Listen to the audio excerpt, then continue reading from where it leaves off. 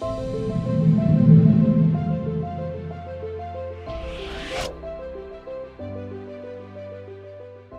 I want to thank everybody for coming out today. We're very excited about our first event that we're doing in this lecture series. And we have Cyan up here with us, who is the instigator of this whole thing. And I've been very fortunate to have her support us in putting this together. And we want to say thank you. And I think she might have a few words at the beginning. I'm going to keep it short, but I'm hoping this is one of many lectures. The video is here because we want many people to see this. It's not just the people in the room. And the other thing is, as I spend more time in Pauma, I really want to build an intentional community where people share ideas, even if they're uncomfortable, even if you don't agree with them. And so that people, our world is deeply divided right now, and I think this is how we heal, is to have conversations like the ones we're going to have over the next 2 days. So thank you. Yes, and I agree with that as well. There's going to be a lot of different ideas, but this is the time to go on a journey and explore different perspectives so that we can gain a bigger understanding. This isn't necessarily trying to promote that anybody should believe any particular thing. So we thank you for your attention. And with that, I'm going to invite Lawrence up. And we're going to start with a little dialogue with each other. Okay. You start. All right. So Lawrence has a podcast called the Origins Podcast, which is also a foundation, right? Yeah, it's put on by the foundation I run, which is coincidentally called the Origins Project Foundation. Okay. And one of the things he does with his podcast is he's had on a tremendous number of fascinating guests. If you haven't seen it, I highly recommend you check it out. But the way you start is you like to find out about the origins of your guest. Yeah, well, how they got to where they are. Yeah. I think it's nice. It's a nice way to learn about people, and for some of my guests, it's a nice way for them to warm up. But people are fascinating, and it's nice to find out what motivated them and the rest. So we're going to turn the tables on you, and we're going to ask about your origins today. Okay. So tell us, how did you get here? I rented a car at the airport, Yes. and I had a GPS, which was good. I'll talk about GPS tomorrow. But I don't know how far you want to go back. I was born in New York City, but I grew up in Canada. I moved when I was 3 months old. I didn't want to have an accent, and I grew up there. And as I was telling someone, maybe at lunchtime, I moved back to the United States to go to graduate school at MIT, and I did not know I was an American. Actually, I was on a visa, and I wasn't. And it was not, until I got my first job at Harvard. I didn't know I was an American. I tried to get permanent residency status, and the Harvard lawyer said, "We think you're an American." and I said, "How do you find out?" They said, "Apply for a passport," and that's what I did, and found out I was an American. All those years of being anti-American when I grew up, I sort of still am. But anyway, and so I had a meandering path in the sense that I still like everything. So I liked physics, but I liked other things, and so it was just sort of a random path. I did my PhD at MIT, but I didn't expect to get a job, and I almost. Actually, and I told you this, I'm very happy I didn't, but I almost took a Rhodes Scholarship to go to Oxford and do physics and philosophy, but I lucked out and did just physics in the States. But I didn't think at that time there were no jobs. So I remember learning how to drive a taxi and juggle and stuff so that I'd be able to, if I needed to. But it worked out, I was able to get a job. And in any case, but I still like lots of things. I think it's one of the reasons I write. One of the reasons I got interested in science was by reading books about scientists and by scientists. And so I sort of try and return the favor. Yeah. And anyway, that's a long enough answer for you?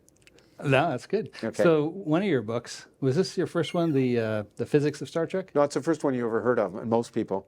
No, it was my third book. Okay. And I'm amazed after the first that I wrote a second. A dozen people or so have my first book. But the Physics of Star Trek began as a joke. But my editor in New York, I taught at Yale at the time, and I go down and take the train down to New York, and her daughter was a Trekker, we were talking about my next book. She said, "What about the physics of Star Trek?" And I was, "Yeah," I thought it was a joke. And on the way back up to New Haven, I was thinking about it. How would I make a transporter? And I started to realize that it would be fascinating to talk about the physics of it. And so I agreed to write the book, and then was terrified when after I signed a contract for 2 reasons. I'd never seen The Next Generation at that point. I'd always watched the original. I'd seen every episode, but I hadn't seen The Next Generation, and I thought, I'm going to alienate like 200 million Americans. And I had to really think about what I was going to do. So I had to watch every episode of The Next Generation, and this was before the internet, where it's easy now. And I discovered if you walk down the street, maybe not anymore, but at that time, and this was the late 80s or early 90s, if you walk down the street and ask 10 people, do you have every episode of Star Trek on VHS? It only takes 10 before you find one that had one. And I got this guy to loan me all his VHS tapes. And I remember for 3 months between midnight and 5 a.m., I watched every episode of The Next Generation, took notes. And I thought, this is why I did my PhD. And then I thought, well, look, I'm rigorous about this, and one of my only criticisms I have about science popularization is to not knowingly mislead. And we all unknowingly mislead. And people read my stuff and they may get something out different than I meant, but you don't knowingly mislead. So if it doesn't work, if it's impossible, I say it's impossible. But I didn't want to write a book that would say, this is impossible, this is impossible. So I thought, how can I do this? And then I realized that what I would do is if something in Star Trek was impossible, what I would talk about was something in the real universe that was not too dissimilar, and I'd use Star Trek as a hook to talk about the real universe, which is actually much more fascinating than the universe of Star Trek. And to my surprise, it worked, and it was a big hit. And so anyway. Fantastic. So from there, then, you started to get involved in a number of different areas besides just physics. Yeah. I'm thinking with you and Richard Dawkins going on tour and a movie being made about the two of you. Yeah, The Unbelievers, which was a very fun movie to do by two young guys who actually I'm producing a movie they're making now, if anyone wants to invest in it. They're really wonderful young filmmakers. But I got involved in the effort. I became known as an atheist, but which I don't label myself. But what happened was around 10, 15 years earlier, there was this big effort in schools, around high schools. And at the time, I was chairing the physics department at Case Western Reserve in Ohio. And there was a big effort to introduce intelligent design into the high school classrooms instead of evolution. It was a big fight. And I was upset that the biologists weren't speaking out enough. And I had at that time, already a high profile. So because I viewed it as an attack on science, not just biology, and I thought it was appropriate to talk about it. So I got involved in that kind of, raised my prominence in that regard. And then we became, Richard and I started to talk about it and talk about atheism, I guess, or at least more. No, it wasn't talking about atheism. It was talking about overcoming superstition and nonsense.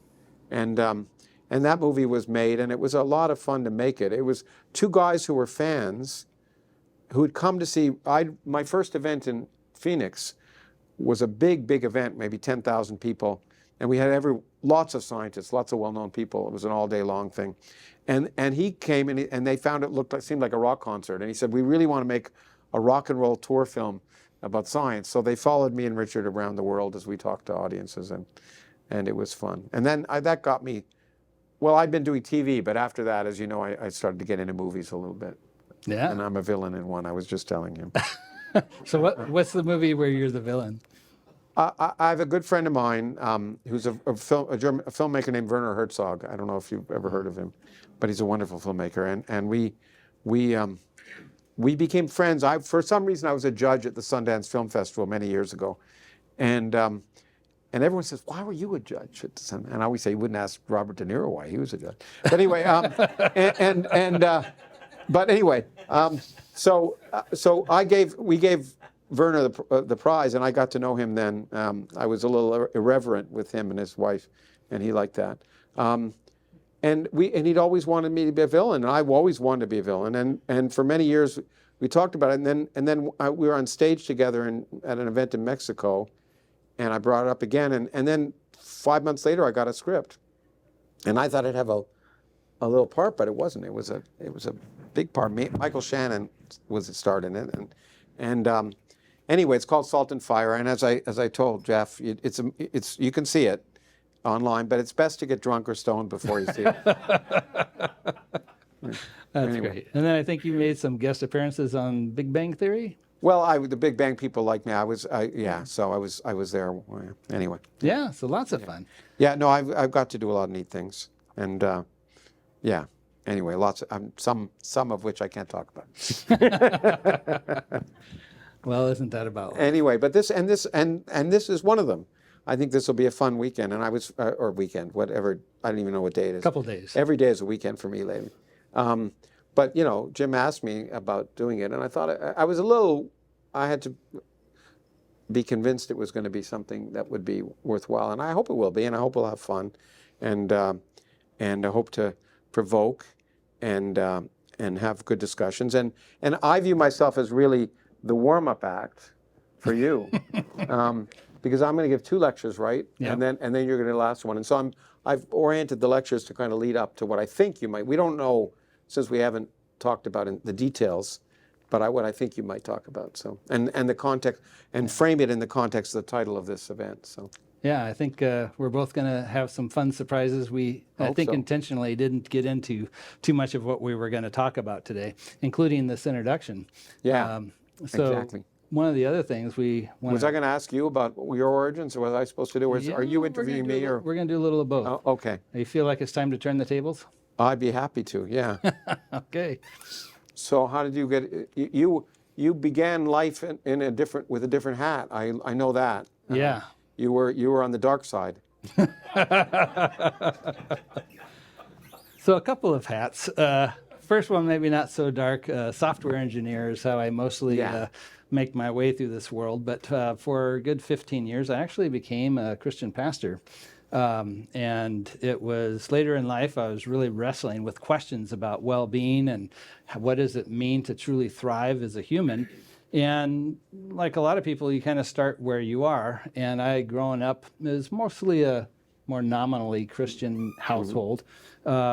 But it was the thing I knew. And so that's what I looked into and went back to graduate school, got my master's in divinity, and delved deep. And my quest in that direction, I was never really happy with a lot of what was going on with mainstream Christianity. So I focused a lot on cultural anthropology, social linguistics, and history, and really tried to get at what was going on, like not just how are people understanding it today, but what did they mean when they said it?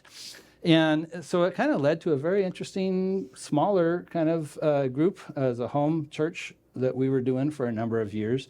And the more I continued my quest down this road, I started getting questions about, well, how do we know something? And which led to questions about neuroscience and how does our brain work? And then, of course, what is the nature of reality?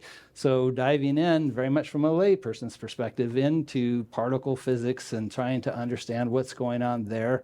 Reading a lot of people, including yourself. A couple of other people I was really influenced by was Carlo Rovelli, which I think you've had on your show before. Yeah, Carl's been on my show. And Sean Carroll, his big picture book also kind of opened up some interesting doors. I hear you. I'll just say, maybe for future discussion, I find myself more on the loop quantum gravity side than the string theory side. Really? But interesting. Okay, well, we can talk about that. We can talk about that later. That's a mistake, but that's okay. I'll be curious to hear your thoughts on it for sure. But so as I was going through this, it just kind of started to become a little bit more problematic in terms of thinking about how does this the biblical tradition work? And I'll just want to be very clear. I am not in any way anti-religious or anti-Christian. I still participate in different religious communities. But for myself, it doesn't quite function that way anymore. And part of what I was finding is a lot to understand the things that they were talking about, whether it was, questions about what we would term today as homosexuality or the role of women in society and numerous other issues, slavery. Yeah. You had to go back to understanding more of the cultural context in which these things were coming. But I started to find that more and more of it became kind of like these cultural artifacts, things that made sense then but didn't really transfer. And eventually, a number of people in the little congregation we had kind of ended up preceding me in terms of kind of moving out of a standard Christian way of looking at the world. And I was a little slow on the uptake, but eventually I kind of found myself in the same position. And then now I would find myself identified more firmly as a philosophical naturalist with a lot of interest in classical Taoism, which we'll talk about later. But we talked about this yesterday. It's laudable, but it takes great bravery. I've known there's a program, actually a late colleague of mine, Dan Dennett, was involved in, called the Clergy Project, which was involved with a lot of clergy people who've lost their faith, but their whole livelihood is there, right? And they don't want to disappoint the congregation, and so they keep it to themselves, and it's very, very difficult. And so this created more an anonymous network where they could talk to each other. And actually, one of the Origins Project that I run also runs trips, and in the Mekong, one of these people, actually, who was still a clergy person, a missionary, actually, in Vietnam, but had lost his faith. He came and talked, and Richard and I were both on that trip, Richard Dawkins and I, and talked about his experiences. His wife didn't even know that he felt that way. So it's very difficult, and it is laudable for when someone is willing to say, look, this is not where I am, and leave, because it's very hard with your livelihood, your friends, your spouses. His wife ended up divorcing him when he finally did come out. And it's not easy. And so I'm very impressed. Well, and I would just say, too, I see this not so much as like I took a wrong turn or this was a dead end, but was more sort of a journey. A journey. Yeah, sure. And the underlying goal for me is always about this: what does it take for humans to be whole and healthy and experience life as a gift? And so it's just the continuation of that. It's just kind of shifted the direction a little bit. It just occurred to me, if people are going to read, I like this quote right behind you, so they can. Oh. It's relevant. It's really relevant to what we're doing. It's from Louise Bogan. It says the initial mystery that I might be blocking the view. No, here. it's all right. Anyway, leave it on. The initial mystery that attends any journey is, how did the traveler reach his starting point in the first place? So that's perfect for what we're talking about. Yeah. And I used to call myself an anti-theist because my friend Christopher Hitchens called me that. And I dealt with so many fundamentalists who were opposing knowledge and thinking that but that changed over time. And now I much more refer to myself as an apatheist. It's very seriously, because one of the big misconceptions that people have is somehow the issue of God is important in science, and it's not. It never comes up. I was been a physicist for over 40 years, and I've never been in a scientific meeting, not once, when the question was even discussed. Because people are interested in how the world really works, and that's what people talk about, and God is completely irrelevant. And so it's just something that doesn't come up at all. So it's the context, though, right? So yeah, but I'll be a little more serious for the moment. What I began, it was as a result of The Unbelievers, actually. After The Unbelievers movie came out, I got a lot of letters, still do, from people who wrote to me, and I realized, okay, fundamentalism is one thing that's bad. Any kind of religious fundamentalism, is, because it really says some things cannot be questioned, and that's always a bad thing. But that's a small part of what I think is the problem now. I had people write to me from small towns in the States, or start saying, look, I couldn't believe to see all these people out there, and I've had some questions, but I'm afraid to ask this. I live in a small town in Mississippi, and I'm afraid to ask these questions because people will shun me. My kids, they won't send their kids to mass. And so that's what really upsets me, is that it has a monopoly on morality, and so that people can't even ask questions. That's my major concern about the infiltration of religion in society, is that for a lot of people, it ties them down so they feel like they're bad people. questions.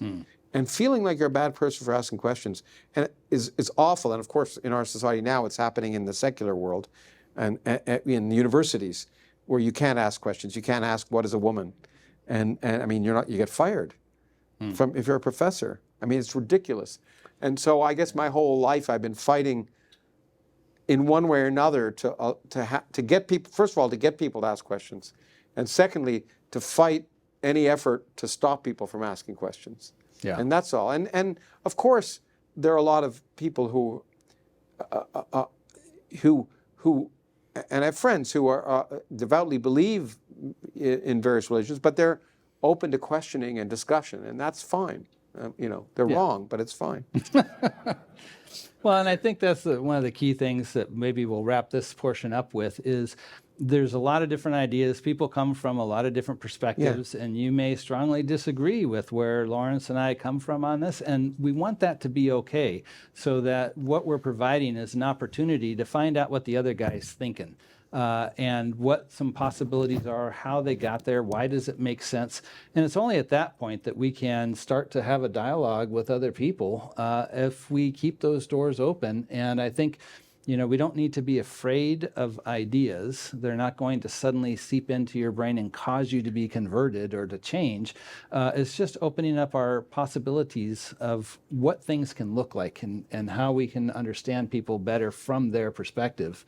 And like Cyan was bringing up, it's so crucial in our world right now. We are becoming so divided and contested where discussion isn't even made as a possibility. It's surprising to see how much even the process of democracy, where we would normally have free discussions and debates, is not even happening. I think it's a scary time where we need to really fight to keep those doors open, to be open to hearing other people, even when we disagree. So, absolutely. And that, I think you probably, when I was questioning and wondering who you were and why you were asking me to do this, I think it was a discussion like that convinced me this was an okay thing to do. Oh, good. Yeah. Well, I'm super glad you did. I'm really looking forward to this. And with that, let me turn it over to you and we'll get started. We'll start this whole thing. Okay. Thank you. Thanks, Jim. Thank Jim for organizing. Thanks, Cyan, for making it possible. And to the rest of you for putting up with what you're going to put up with. So I'm going to give 2 lectures, and since the idea is kind of somewhat like the illusion of reality, I forget what's it say on the coin, something like that. Yeah, embracing the illusion. And so I thought I'd frame the 2 lectures in that context, talking about, because science has made it clear that much of what you think is real is an illusion. It doesn't mean that everything is an illusion, and it doesn't mean anything is possible. Both those things are not true. We've been able to learn what is an illusion and what isn't. So I thought I'd frame my lectures around that. And the first illusion that we have about the universe, first of all, it looks like it was designed, okay? But the other illusion is that we live in this universe, as I'll talk about, with 100 billion galaxies in the observable universe, each of which has 100 billion stars in it. And the big question is, how could you get that? How could that be created without having something to create it? And so the first lecture will revolve around the notion that you don't need any supernatural shenanigans to create a universe. And it's going to be a sort of heavy lecture in cosmology. I'm going to do more than I might for a normal audience because it doesn't matter if you understand it all. And I'm here for questioning afterwards. So for 2 days, we're captive audience, so it's fine. And then tomorrow, I'm going to talk about a wide variety of aspects of how the universe is an illusion. And we'll have more fun. It's going to be a lot lighter. So I'm going to talk about space and time and quantum mechanics and consciousness too. So we'll go all over the place and maybe do some tricks too. But today I want to talk about that question, which I think, good, this is working. Here is, actually it's an old Hubble Space Telescope picture. Every dot, you can't see because this is a TV screen instead of a screen. But every dot in this image, except for these 2, is not a star. It's a galaxy. Okay, and if you look deeper, basically this entire screen would become full of galaxies. This is just a microscopic little dot in the sky, and there are probably 1,000 galaxies in this image. Going back, the oldest galaxies in this picture are probably 10 billion years old. the light has been traveling for 10 billion years from them, the blue galaxies in particular, the young stars. And so now we can see further with the James Webb Space Telescope, which was designed to look at the very first stars, first light. But when you see this, and I should step back and say that it is amazing to think about how much our picture has changed in a human lifetime. Okay, I'll talk about. Well, actually, let me go there. Let me go there because it's a human lifetime ago. So this is the question I want to ask: why is there something rather than nothing? And I want to begin like all good stories do, in the beginning. I want to talk about the modern era and this guy right here, who is one of my heroes. Okay, because that's Edwin Hubble, great astronomer, but he began life as a lawyer and became an astronomer, so there is hope for everybody. What's interesting about Hubble is that he was famous for what I'll show you, but he would have been famous, actually, this was in 1925 with the Mount Wilson telescope. He looked at that telescope, the 100-inch telescope, for the first time and looked out and saw that our galaxy wasn't the only galaxy in the universe. Until 1925, our entire universe was the Milky Way galaxy, the entire universe for scientists. That's less than a human lifetime ago, okay? My mom was born in 1921. She just died last year. But unless there are people alive today, maybe in this room, who were alive when there was one galaxy. That was our universe. Now we know there are 100 billion. So just think of how much things have changed in 100 years. And I'm going to take you through how things have changed in the last 50 or 60. And it's tremendous, the revolutions that have taken place in our picture of the universe just since I began as a scientist. Okay, just since the early 1980s have been astounding. Okay, but what Hubble did, other than discover that there were other galaxies, he began to look at the other galaxies, and he discovered something remarkable. And he discovered this. This is a sort of, I'm not going to make that go off. This is a schematic. So you're here, and what he discovered, these are not sperm. These are galaxies. But I'm not a good artist. But I knew Jeff would like that one. But anyway, so as you look out at other galaxies, on average, they're all moving away from us. Okay? And what he discovered was the galaxies that are farther away are moving away faster.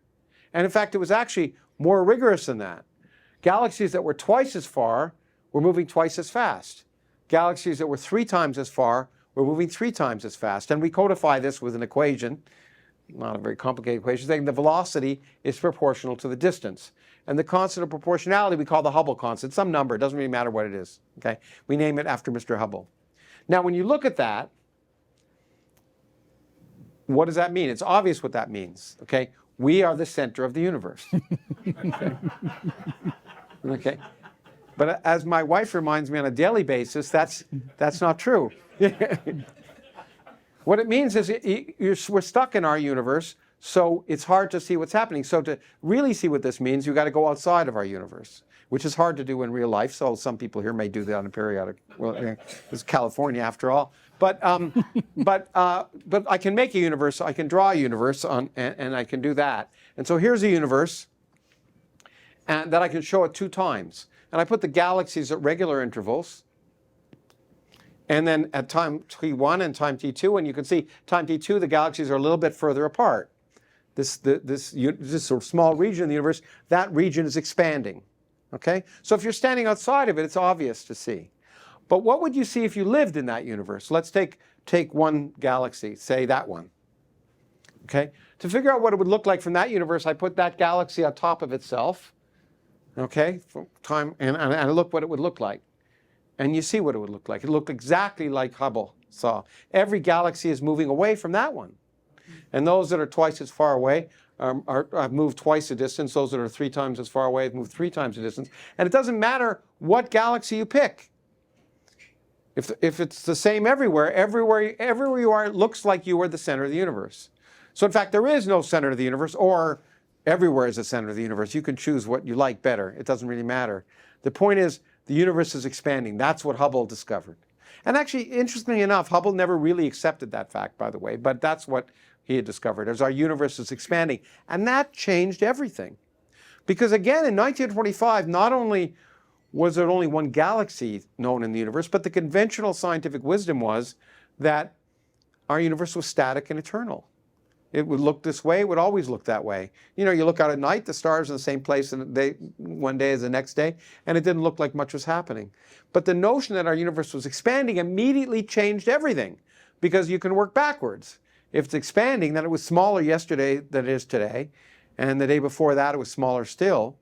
And so if you work backwards, that means at one point everything was in a single point.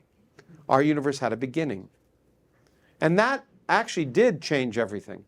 In fact, interestingly enough, the church at the time took credit. Okay, one of the I may show you tomorrow an image of there was a Belgian priest who was also a well-known physicist, Georges Lemaitre, who first actually showed, as I'll maybe talk about, that Einstein's theory actually required the universe to have a big bang and expand. And the church at the time, he was a priest, later on head of the Pontifical Academy in the Vatican, and they said, look, you know, we said there was a beginning. We were the first ones, right? And then he said to the Pope at the time, he wrote a letter and said, don't say that, okay? You can believe in God, you don't have to believe in God, but this is aside from the scriptures. It just says the universe had a beginning. But the fact that the universe had a beginning was dramatic, because that automatically opens the question, how did it begin? What happened before the beginning, and how will it end? And so our current picture and how it's changed in that regard. So when I first started being a physicist, I wanted to be the first one to know how the universe would end. It seemed like a good idea at the time. And it turns out Einstein tells us, as I will talk about a little more fun tomorrow, that space is curved. And matter and energy curve space. And that is a remarkable observation. As I say, we'll talk about it a little more tomorrow. But it turns out a curved space, it's hard to imagine a curved three-dimensional space. We can't, because we're stuck in 3 dimensions. We can't picture it, but we can picture a curved 2-dimensional space, so you can draw those, a sphere, the surface of a sphere, a piece of paper, or a saddle type structure. It turns out it's the same for curved 3-dimensional universes. There are just 3 types of geometry, so-called open, closed, or flat. And a closed 3-dimensional universe, this is a closed 2-dimensional universe, it's a surface of a sphere. But in a closed 3-dimensional universe, if you looked out far enough in that direction, you'd see the back of your head, eventually. Light would go around the universe. Okay? In a flat universe, well, it's not flat. People are often... There's a lot of misconceptions about a flat universe. A flat universe isn't flat like a pancake. It's a flat 3-dimensional universe. And in a flat 3-dimensional universe, that's just the universe you always thought you lived in, where light goes in straight lines. And parallel lines always remain parallel, and perpendicular lines always remain perpendicular. Okay? In a curved universe, rays that are parallel can eventually converge or go apart, and parallel lines or perpendicular lines can come together. But a flat 3-dimensional universe is just the universe you always thought you lived in, okay? Or it can be open, which is a little more complicated. Now, it turns out what's interesting is, at least when Einstein first formulated this, that the future of the universe is determined by the geometry of the universe, what kind of universe we live in. In a closed universe full of matter, the universe will expand and eventually reach a maximum size and then contract in the big crunch, the reverse of the Big Bang. In an open universe, it'll go on expanding forever. And a flat universe was just the boundary between those two, where the universe would slow down and never quite stop, but almost stop. Okay? And so you see, if I reasoned in the 1980s, if I could determine what the geometry of the universe was, then I'd know what the future of the universe was. And so determining the geometry of the universe became the kind of holy grail for cosmology for a long time. And how do you determine what universe you're in? Well, since matter curves space, you figure out how much matter there is. And that became the mission, our mission. Figure out how much matter there is in the universe. Now, how do you figure out how much matter there is in the universe? Well, simple, you weigh it. Right? I could ask you, and you could have answered that one. Okay. Which just shows that anyone could do it, right, Jeff? Anyway, but it's it's a little more, it turns out there is a way to weigh the universe, and this allows me to tell you an interesting story in the history of science. This is the journal Science, which used to be a distinguished scientific journal. In my opinion, it's not so distinguished anymore, although I used to write for it. 1936, an article came out called Lens-Like Action of a Star by the Deviation of Light in a Gravitational Field. Very fancy title, okay? And the author said, this is how it began. This is an a quainter, kindler, gentler time in science. So this is how that scientific paper began. Some time ago, R.W. Mandel paid me a visit and asked me to publish the results of a little calculation which I had made at his request. This note complies with his wish. I mean, try that nowadays if you're a scientist. So submit that to science nowadays and see how long it lasts. Okay, now, this guy had credentials. His name was Albert Einstein, so they maybe, they gave him a little slack. But it was a different time. And what he published was a calculation. This is the notebook he gave. And it was basically a calculation of the fact that matter could act like a lens. Because if matter curves space, and light travels in straight lines in a curved space, if matter curves space, then light will take curved trajectories. And just like my glasses do, you can curve the trajectory of light. And matter, a galaxy, can act like a lens. It can magnify the light of objects behind it, or it can split them up. If I had a crystal glass goblet and look in, I'd see many images of all of you. And this calculation, which he did, actually, the interesting thing, he'd forgotten it. This was his original calculation. I think 8 years earlier, this is an earlier notepad with the exact same calculation. He'd forgotten he'd done it. Okay, that's how little he thought it meant to him. Because he thought it'll never be observable. Light could be a lens, but the effect is so small, even when light passes right around the sun, and there was just an eclipse, as you know, recently. In fact, right in my backyard, I got to see it this time. And even the light that passes right by the sun bends by about less than 1,000th of a degree when it goes right around the sun. Okay, so he said this is never going to be observable. That's why he forgot he did the calculation.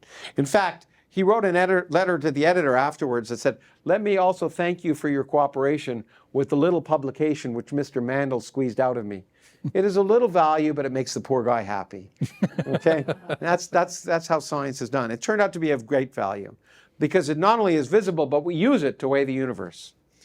Here's an image, one of the first images of a gravitational lens. This is a cluster of galaxies. This galaxy cluster is about 5 billion light years away from us.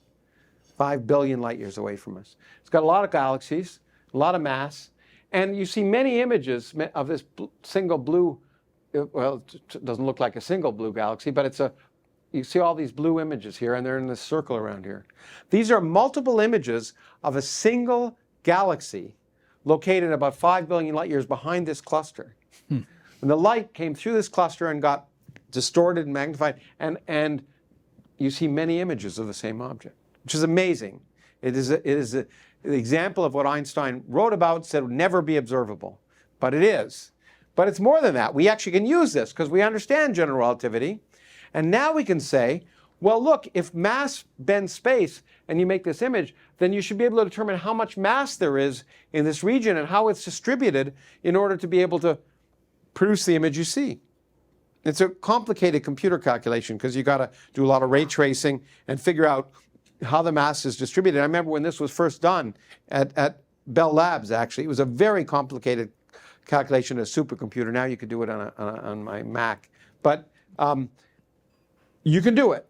And then you determine how much matter there is in this cluster of galaxies and where is the matter distributed. And I think I got this from Tony Tyson at Bell Labs, again, almost 30 years ago. This is an image. So this is the spikes. So this is where the mass is in this picture. The spikes are where the galaxies are. Okay?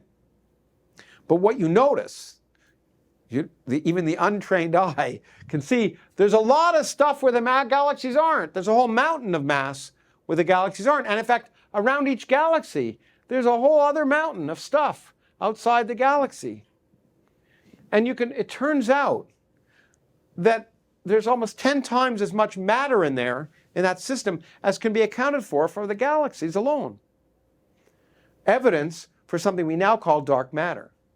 It turns out not just around clusters of galaxies, but around galaxies 90% of the mass that we can infer to be in the universe by weighing it, by techniques like this and other techniques, doesn't shine. It's invisible. It's dark. So physicists aren't very creative. It's called dark matter. Okay? Now, that's not, initially when dark matter was first suggested, it was not observed, it wasn't too unusual, because of course there's a lot of ways for things not to shine. Stars shine, but you know, cosmologists don't shine. The universe could be full of cosmologists or snowballs or dirt. And so, okay, but it turned out, what has really been interesting is it turns out there's so much stuff in here that we know it can't be snowballs or dead stars or planets. It turns out, and again, I won't have time here to talk about why, but we can show that there can't be enough normal matter to account for this by a factor of 5 to 10. How much matter is in this system? I'm going to show you the number. And well, actually, before I thought I would do, okay, I'll come back. I'll show you that. Before I get the number, there's so much stuff here, as I said, it can't be made of normal stuff. So we are convinced, and this is how I got in the game, that it's made of some new type of elementary particle. Something that doesn't exist here on Earth. Something that doesn't make you or I up or anything you can see. Some new type of elementary particle. Now, what's exciting about that is if you could discover, well, what is really exciting is that there are ways to try and discover it. In particular, if it's made of elementary particles and you have a gas of elementary particles, a diffuse gas of these new things, it's not just stars and stuff out there, it's in here. It's in this room. There's dark matter in this room. There's particles going right through your bodies as you nod off during this lecture, okay? and go right through the Earth without knowing it was there for most of them, because they don't interact. The reason they're dark is they don't interact with electromagnetic radiation, and therefore you can't see them. Okay, but it turns out there are tricky ways to try and find them, and there are experiments now going on in mines underground, all over the United States and over Europe and in Asia as well, to look for this stuff deep underground. Why do you put these detectors deep underground? Because we're bombarded by cosmic rays every second of every day. If you put a cosmic ray detector, I was going to bring I have a little Geiger counter I like to take with me, and it would click every now and then, because cosmic ray muons, about 1 per second, are going through your body. And these dark matter particles, every now and then, most of them would go right through the Earth without even knowing it was there. But every now and then, one of them might bounce off an atom. In this case, this is an atom of silicon. No, this is germanium. And it would bounce off that nucleus of that atom and cause an event, which I'll tell you about in a second. But it interacts so rarely that this might happen in a kilogram material once every year.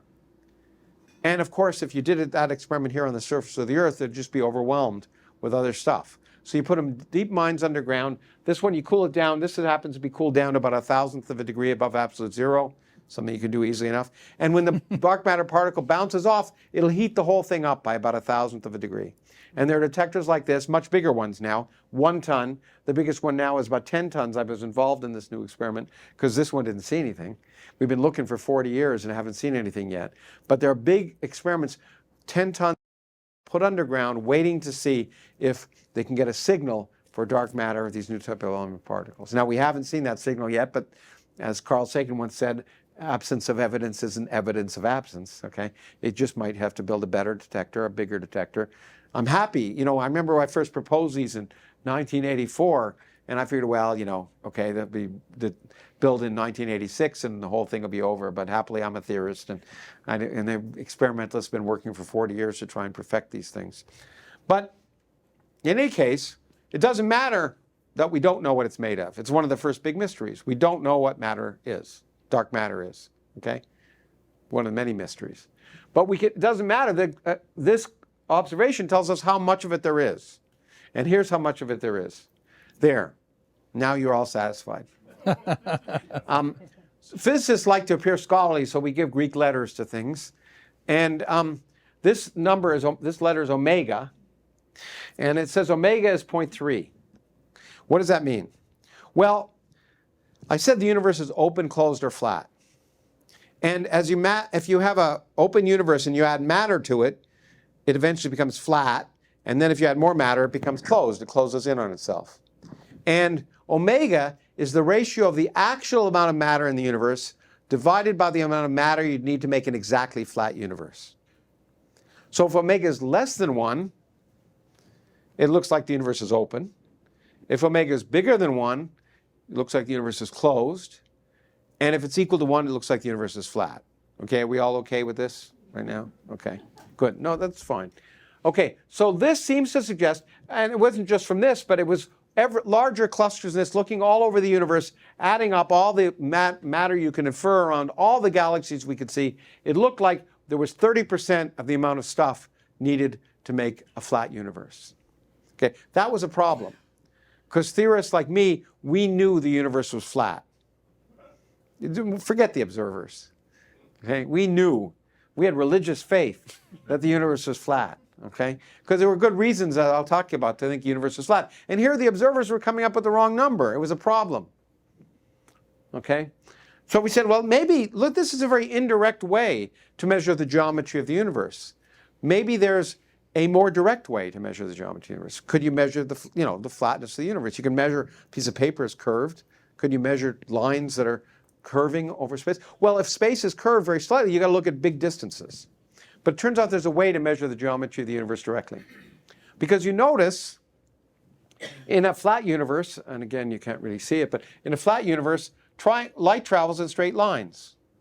Okay, so a triangle looks like this. In a closed universe, light rays converge together.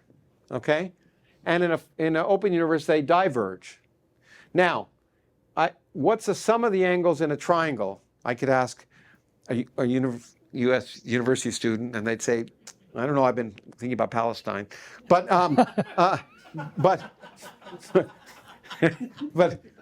or I could ask, that's a good one. Anyway, or I could ask a public school student in, say, Japan, and they'd say 180 degrees. Okay? You remember that?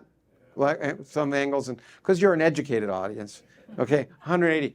But so some of the angles in a triangle is 180 degrees in a flat, if the universe is flat. But it turns out, because of light rays converge in a closed universe, so some of the angles, if you had a triangle that was big enough, and measured the sum of the angles, would be bigger than 180 degrees. And in an open universe, it'd be less. So all you got to do is find a really big triangle and measure the angles. And so how can you get such a big triangle? It turns out you can use something called the cosmic microwave background. How are we doing? Okay. This is an image which may look weird, but it's an image of the sky of a large sphere located very far away from us. It's a projection of that sphere, just as a projection, as a projection of the Earth.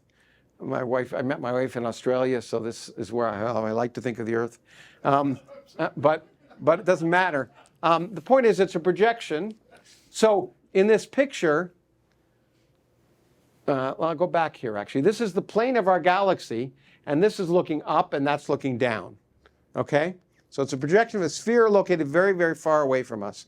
And this cosmic microwave background radiation is an afterglow of the Big Bang. It's radiation that's been coming at us since the universe was about 300,000 years old. The universe cooled down, and before 300,000 years old, it was very hot. It was hotter than 10,000 degrees. And at that time, single atoms couldn't exist. Hydrogen couldn't exist because at hotter than 10,000 degrees, the radiation breaks apart hydrogen. And that means you have ions. You don't have neutral matter. But ions interact with radiation. That means radiation can't get out. It interacts with matter.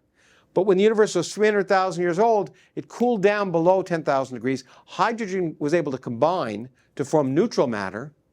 And then the radiation could propagate freely, suddenly. And that radiation, that hot radiation, has been propagating freely in the 13 billion years since that time, until you build a detector here on Earth. You can see it. It's radiation everywhere. It was discovered by accident in New Jersey, of all places, in 1965 by two people who didn't have the slightest idea what they were doing. They won the Nobel Prize anyway, because you don't have to know what you're doing to win the Nobel Prize. You just have to do it. And in fact, they didn't know what they discovered. It was some physicists down the road at Princeton who were looking for what these guys had accidentally discovered. Bob Dickey was a very great gentleman. He didn't have to do this. He could have published on his own, but he heard about it, told them what they discovered, and then they published side-by-side papers, and these other two guys won the Nobel Prize. But it is radiation left over from the Big Bang that these guys, do you want to, I can tell you the story. What the heck, we got time. They built an antenna in Holmdel, New Jersey, and, well, actually, they didn't even build the damn antenna. It was just there. It's a microwave antenna. Bell Labs had it. At the time, Bell was a monopoly, so they could do whatever they wanted, and they built things like antennas. And these guys said, we'll do radio astronomy, we'll just point it up. We'll be radio astronomers. And they did, and there was static in the antenna, and they tried to get rid of the static, and they couldn't get rid of the static. And if you read their paper, they got rid of a white dielectric material, pigeon droppings in the antenna, and the static was still there. And that was what they couldn't figure out. And Bob Dickey and his colleagues told them that static is the Big Bang. It's radiation left over at the Big Bang that's been cooling since the universe was 10,000 degrees. That radiation is permeating the universe now. It's at 3 degrees above absolute zero. And that's the signal that you've seen. And in fact, I'm happy to say in this audience, many of you have seen it yourself because you're old enough. Okay? You're not, but many of the rest of the people are. And neither are you, Keenan. But maybe you've done this. Have you ever disconnected your TV? Probably never. But yeah. Anyway, when I was growing up, you'd watch TV till 1 a.m. and then there was a test pattern, and then it was static. 3% of the static on your TV was actually radiation left over from the Big Bang. And so if you saw the static on your TV, there was radiation from the Big Bang. But it was hidden until 1965, amazingly enough. And anyway, now we build detectors to look at it because it's a signal of what, if you could image it, it shows us what the universe looked like when it was 300,000 years old. And that is this image. In fact, 3 Nobel Prizes have been given for observations of the cosmic microwave background, the discovery and another image, and later on work related to this image. So this is an image of the microwave background. Now, the colors represent temperature. And first of all, this is our galaxy, and it's interesting, but it's not that interesting because we want to look back behind the galaxy. So what I showed you after I showed you these maps is this is the image with the galaxy removed. And it's got a lot of cold spots and hot spots in it. And it looks very irregular, but actually, this is the scale is kind of unusual. These cold spots are 1/100,000th of a degree colder than the hot spots. The universe is incredibly uniform. It's 2.735 degrees Kelvin, this radiation everywhere, with small fluctuations about between 1 part in 100,000 and 1 part in 10,000 there. These are primordial lumps, which will eventually, they represent hot spots and cold spots, which will eventually collapse to form galaxies and stars and planets and people. The lumps I see in this room. So this is a picture of almost the beginning of time. And of course, one of the questions, how did these spots get here? But one of the things we can try and do is figure out how you got from those primordial, very small density fluctuations to today. And that became a big business in cosmology. Again, other Nobel Prizes. But this actually allows us to make a big triangle. That's what I want to show you now. So here's the microwave horn looking out. You see galaxies that are maybe 1 billion light years away, and you keep looking all the way until the universe was about 100,000 years old. The temperature of the universe about 10,000 degrees or so. And before that, you can't look back, right? Because matter was ionized, and the radiation can't get out, so you can't look past that. But if you look out, you would expect, if there was a Big Bang, to see the point at which the universe matter became neutral, and the radiation from that point would be coming at you in all directions, and it cooled down from 10,000 degrees or 3,000 degrees back down to 3 degrees, 2.735 degrees. And so that's what you'd expect if there was a Big Bang, and that's the picture I showed you. Okay, that sphere called what's called the last scattering surface. But it's a triangle, you see, because what you can do is, well, actually, I'll go back. Sorry, if I could go back. There's one scale on here, it's 1 degree. 1 degree represents on this surface 100,000 light years. Why is that important? Because the universe is 100,000 years old at that time. And, as Jeff will tell you, nothing can travel faster than the speed of light, right? So that means if the universe is 100,000 years old, nothing over here could ever affect anything over here, because light would have to travel from there to there, but that's 100,000 light years. So nothing over here could have affected anything over here, could have affected anything over here. So 1 degree is a really important scale, because on scales smaller than 1 degree, interactions can happen. And you know, in fact, if some lump is trying to collapse, it can't collapse because it's interacting with radiation before this time, okay? But on scales larger than this, a big lump that's that big doesn't even know it's a lump, right? Because matter can't interact across that scale. So gravity can cause it to start to collapse. The biggest lumps that are going to exist are the ones that are just about 1 degree across, because they will have been able to collapse for a while until they're smaller than 1 degree, and then radiation will stop them from collapsing any bigger. So the question is, you would expect to see lumps in this picture, a lot of lumps that are of order 1 degree, but only in a flat universe. Because once again, I'll go back. If I draw a triangle here, that's a triangle. The angle subtended by 100,000 light year across line here is 1 degree. But in a closed universe, light rays will converge as you go back in time, and the angle subtended by the same length will be more than 1 degree. And in an open universe, the angle subtended by 100,000 light years is less than 1 degree. So it's just like Goldilocks. You just look to see, this was another image of the cosmic microwave background magnified, and there are a lot of lumps here. And so the idea is, are these lumps bigger or smaller than 1 degree? And this is what you'd expect in a closed universe, where the lumps would all be bigger than 1 degree. Here is an open universe, and it's not really good resolution with this thing, but the average lump size is much smaller than 1 degree. But just like Goldilocks, in a flat universe is just right. And using techniques like this, we've been able to show that the observable universe is flat to about 1% accuracy. We've been able to measure the geometry of the universe directly to 1%. And this is great. But those of you who've been awake, and there are 1 or 2 of you I noticed that have, you notice there's a problem. Because a few minutes ago I proved to you that there was only 30% of the matter in the universe needed to make the universe flat. And now I've told you the universe is flat.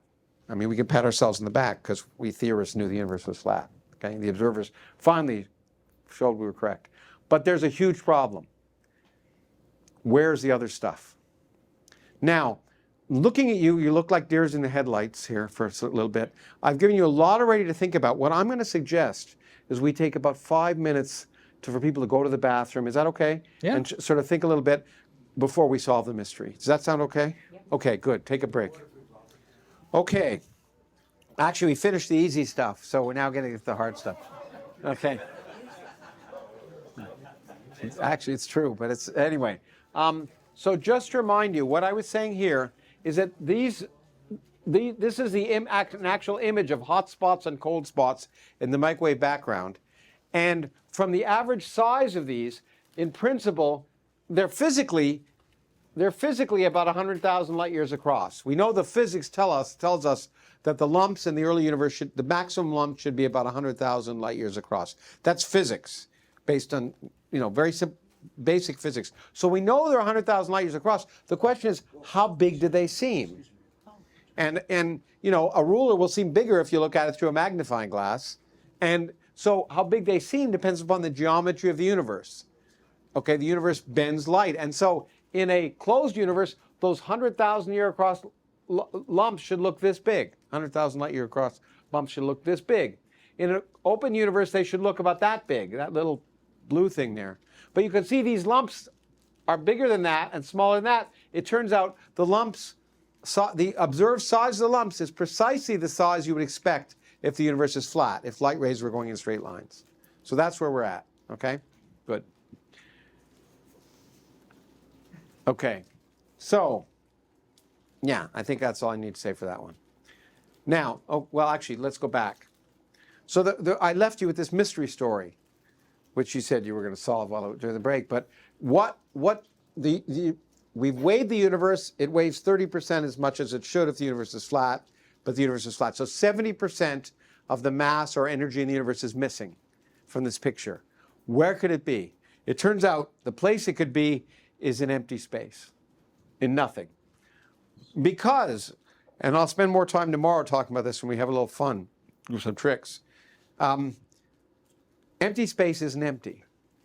If you apply quantum mechanics and relativity together, it says that empty space is really a boiling, bubbling brew of virtual particles that pop in and out of existence in a timescale so short you can't see them. They're called virtual particles. This is actually a mathematical calculation, an actual accurate one, of what the space inside a proton would look like if you could see it, an elementary particle proton. It's full of these fields that are popping in and out of existence. And they're quantum fluctuations. And it turns out they're responsible for most of the mass of the proton, as it turns out. Okay, these virtual particles. But it means that empty space isn't empty. That if you get rid of all the particles and radiation, empty space is full of these virtual particles. Virtual because you can't see them. They come in and out of existence on a timescale so short that you cannot see them. The laws of physics, something called the Heisenberg uncertainty principle, says you'd never be able to see these things. So there are no real particles there. There's nothing there, but a lot of stuff is happening. Okay? And that tells you that empty space is a little more complicated than you can imagine. Now we can say if these virtual particles are responsible for the mass of the proton, we could calculate, well, maybe virtual particles will give empty space energy or mass. And we do that calculation. And we do that calculation, it's the worst calculation in all of physics. It's the worst prediction in all of physics. We predicted that the energy of empty space, we call it vacuum energy, should be roughly a gazillion times more than the energy of everything we see. 120 orders of magnitude too large. Because we know if the energy of empty space were that big, the universe wouldn't even be here. Things would have been expanding so fast, nothing would have ever collapsed to form galaxies or stars or people. So this is really the worst prediction in all of physics. But this is where we were stuck at through the 1980s. We say, okay, now how do you resolve something like this? Well, this number is so bad, we say the answer must be zero. Okay? Because you wouldn't expect to be able to cancel this big number to 120 decimal places and leave something finite over in the end. There's got to be some new mathematical symmetry or something that'll make it zero. So the energy of empty space should be zero. It can't be 1 part in 120th as big as 10 to the 120 as big as you'd expect. There's no mechanism we know how to do that. So we were able to sleep at night knowing the energy of empty space was zero. Okay? But physics and science is an empirical discipline. And as much as theorists like to think they know what's going to happen, the best thing to do is try and measure it. How could you measure the energy of empty space? Well, it turns out if you put energy in empty space, it has a really neat property. It's gravitationally repulsive, not attractive. All of you remember from high school, gravity sucks, okay? It never blows, okay? But if you put energy in empty space, it blows. It's kind of like anti-gravity. It's repulsive. So in 1998 or so, a bunch of astronomers they knew that the universe was full of matter, and they were trying to see how fast it was slowing down as a way of testing these ideas, okay? And so, this is Hubble. Mr. Hubble saw the universe is increasing, velocity is increasing with distance. That's at near times, but if you go out to far times, well, if the universe is speeding up, then you should see the velocity versus distance look like this. If it were slowing down, which is any sensible universe, because matter is attractive, it should look like this. So the astronomers were looking to try and measure objects that were further and further away and measure their speed and measure this curve. These astronomers are doing it. And how can you see objects that are further and further away? You look at the brightest objects you can see in the universe. By the way, this is just to show you, I put this in here just to show you this. So this, I told you Hubble did this measurement in 1929. Here's his original data. Wow. And it shows, how ridiculous his conclusion was. here's the points of galaxies, velocities as a function of their distance away from us. And somehow he knew to draw a straight line through this data set, as if it fits. It doesn't. But he did, and when he did, he got an answer which is only a factor of 10 wrong, which in cosmology is pretty good.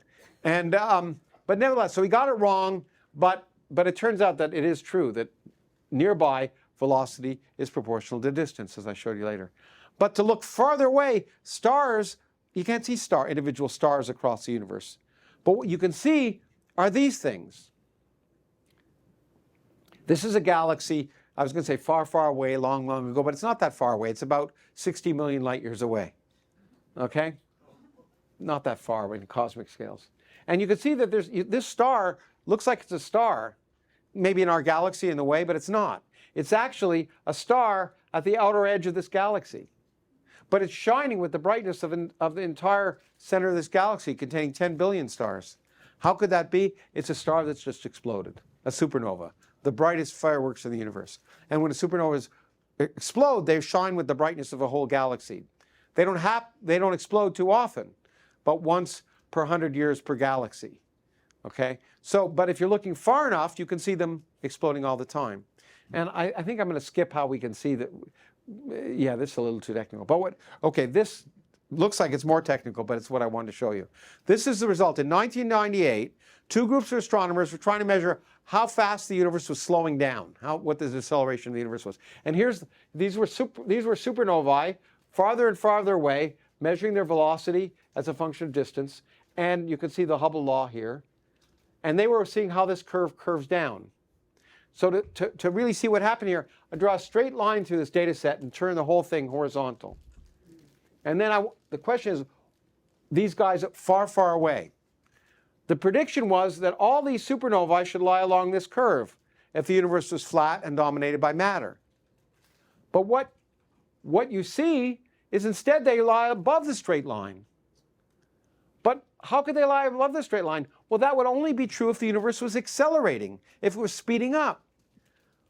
But how could the universe be speeding up if you put energy in empty space? And just for fun, you could try and fit this curve and ask how much energy you have to put in empty space to fit the data, and you find out what you have to put in is exactly what was missing. Omega is equal to 1 if the universe is flat. And we measured that the amount of omega in matter was 0.3. But if you put 70% of the energy of the universe in empty space, it all fits. So empty space, nothing, is almost everything. I'm one of the reasons I suppose I'm known in physics that we actually predicted 3 years before they saw this. We said 70% of the universe is going to be energy of empty space. No one believed it, but it was right. It was so right that they gave the Nobel Prize for it to the guys who observed it, not the guys who predicted it. But that's okay. That's all right. But anyway, so okay, great. But the question is, how did it get there? And the answer is we don't have the slightest idea. Much ado about nothing. The dominant energy in the universe resides in empty space. We have no idea why it's there, and we still don't. 30 years later, we still don't have the slightest idea what's there. It's the biggest mystery in all of science. Its existence is probably tied to the very nature of space and time and the origin of our universe. And as I'll talk to you about in a moment, it will determine our future, which is, by the way, miserable, in case you were wondering. So remember I told you I got into this business by trying to figure out how the universe would end? Okay, and it turned out for all the wrong reasons. But here's how to figure out how the universe ends, right? The universe is expanding. The idea we thought was, well, how long is it going to collapse? And the calculation is exactly the calculation that many of you know and love and will remember from high school physics, if that isn't an oxymoron, I think, to say that. So you may remember if I throw a ball up in the air, it's going to come back down. If I throw it faster, it goes up higher. If I throw it really fast, it doesn't come back down at all. In high school physics, you learn how to determine if it's going to come down. We say the ball has energy. It has two pieces of energy. One is positive. It's called kinetic energy. The faster the velocity, the more positive the energy. And then there's negative energy from the gravitational attraction of the Earth. And it's very simple. It turns into bookkeeping. If the positive piece is bigger than the negative piece, it's going to escape. If the negative piece is bigger than the positive piece, the ball's going to fall back down. So NASA does, right? You could calculate this, and NASA says in order to get a rocket ship to escape the Earth, you have to make the positive piece bigger than the negative piece. Happily, it turns out to be independent of the mass of the object. It's about 11 kilometers per second from the Earth before you can escape.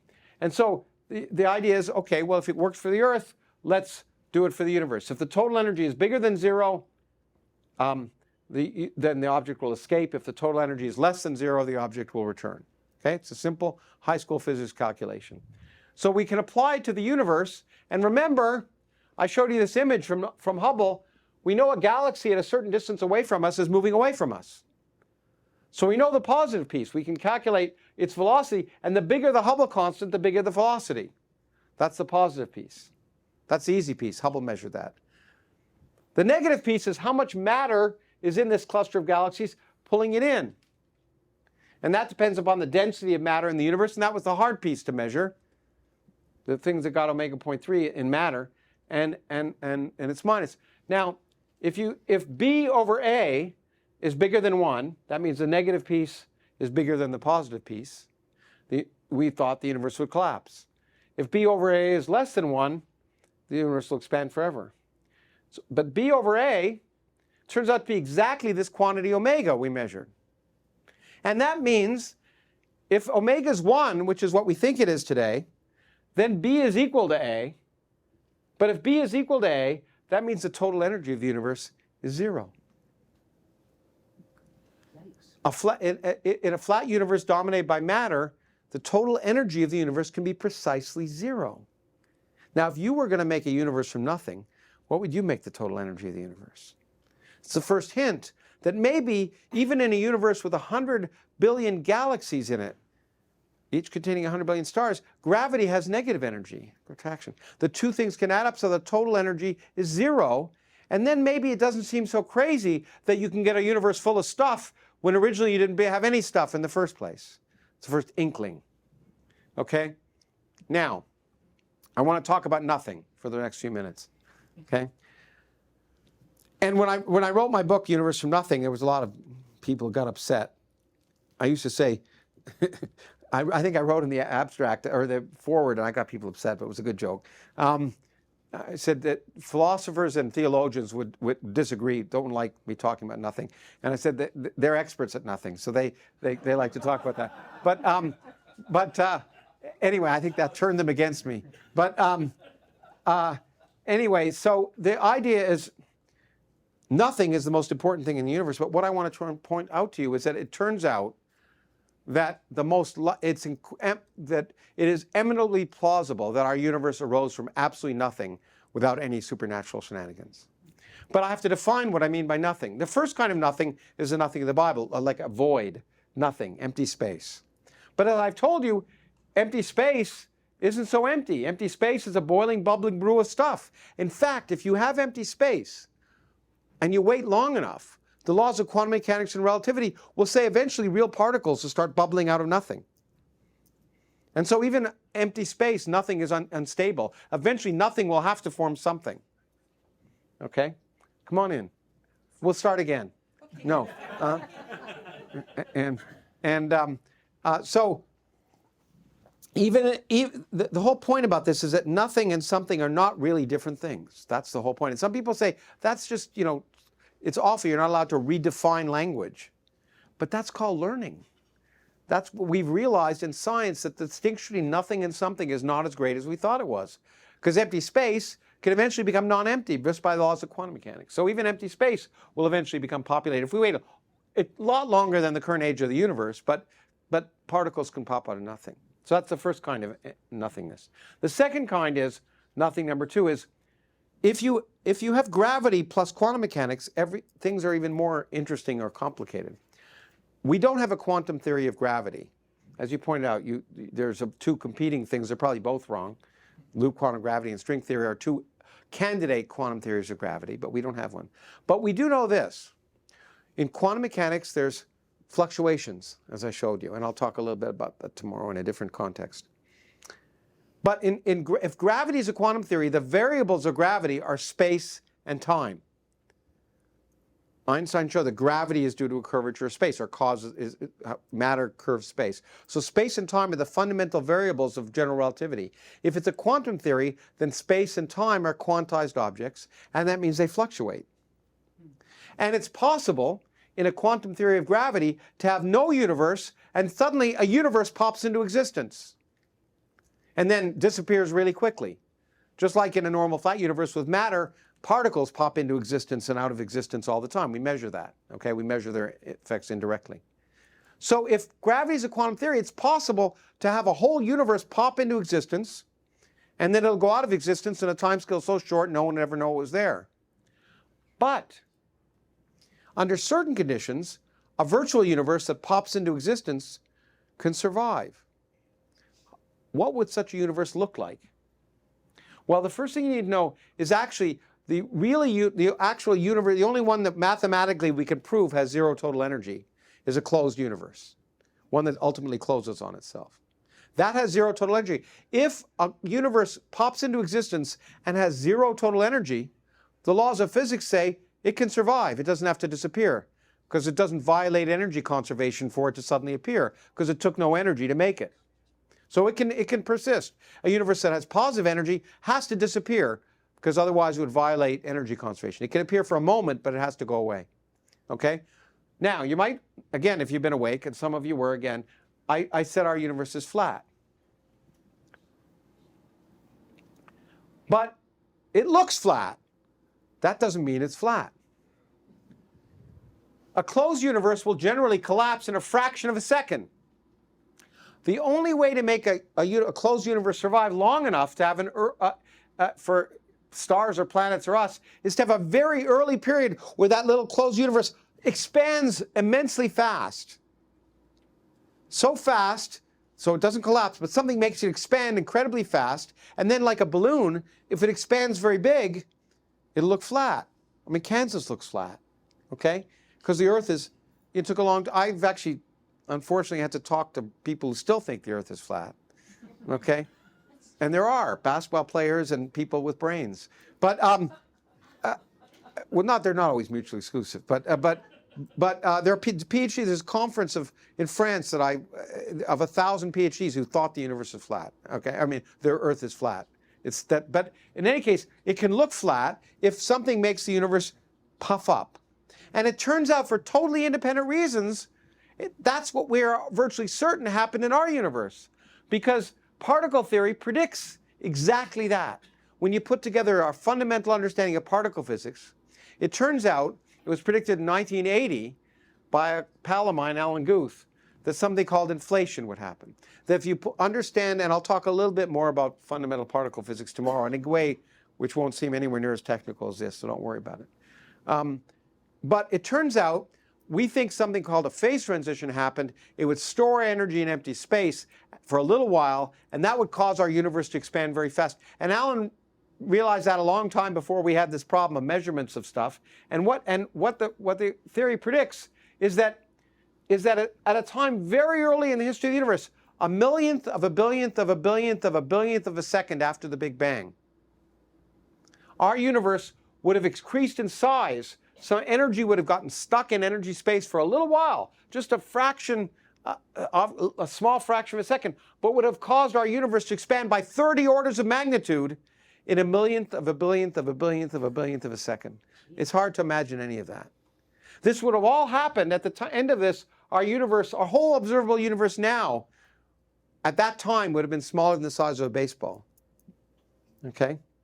I mean, this is unfathomable, but the mathematics tells us it's likely to have happened. Okay?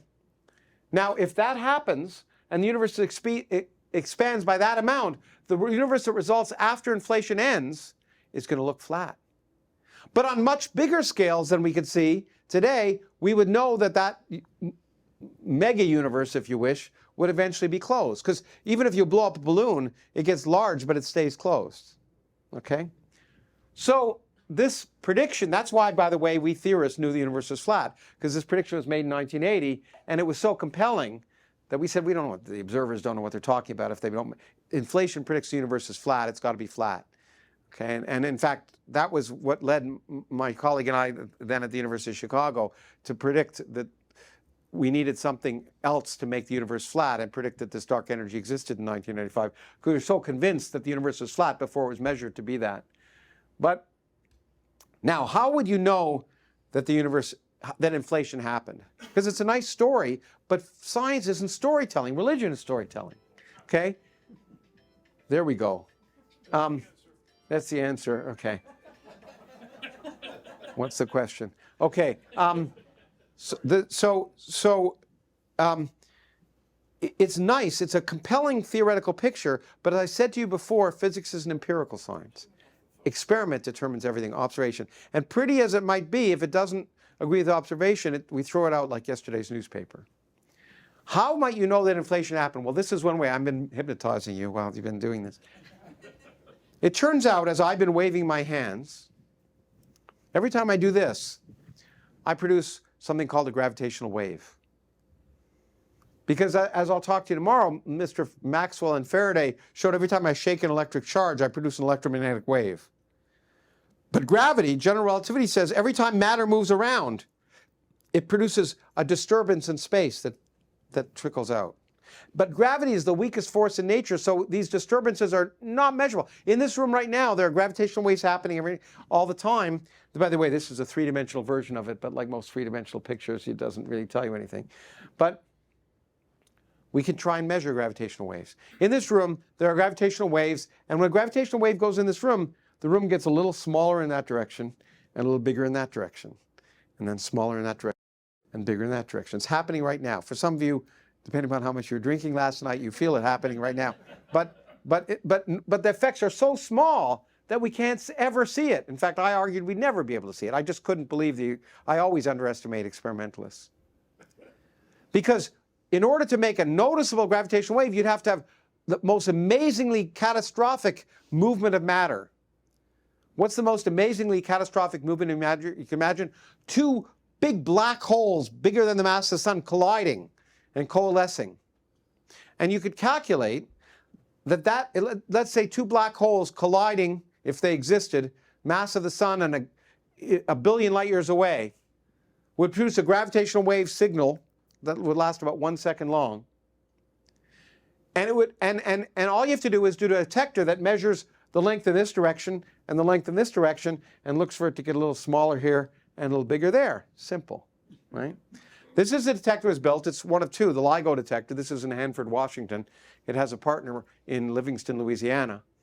And it involves two arms that are perpendicular, each 4 kilometers long. And the idea was if a gravitational wave comes down, one of these arms will get a bit shorter, and the other one will get a bit longer. And then this one will get shorter and that one longer. Fine. How much shorter, how much longer? You could predict that you want to detect a gravitational wave from distant colliding black holes. You have to, this length, this 4 kilometer long arm will shrink by an amount equal to 1/1000th the size of a proton. And you laugh. I used to laugh when they said we're going to spend $100 million and build it.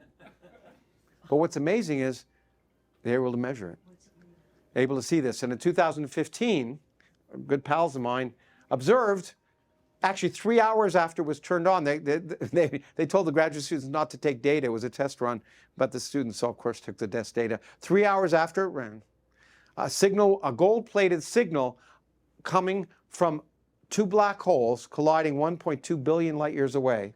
And that signal was 1 second long. It took 1.2 billion years to get through here. And if they turned the detector on 3 hours later, by the way, they would have missed it, right? Okay? And it's amazing. It's just amazing. But they could see, and now, of course, the detector is designed to be able to see. Since then, they've discovered one a month or so. And by the way, there's so much, it's so hard to do this that if a truck hits a bump over there, it will produce a bigger vibration. So they have to acoustically isolate it, but better still, that's why there are two detectors. Because if a gravitational wave comes from a distant source, it goes right through the Earth, and after 10 milliseconds later, it'll go from Hanford, Washington to Livingston, Louisiana.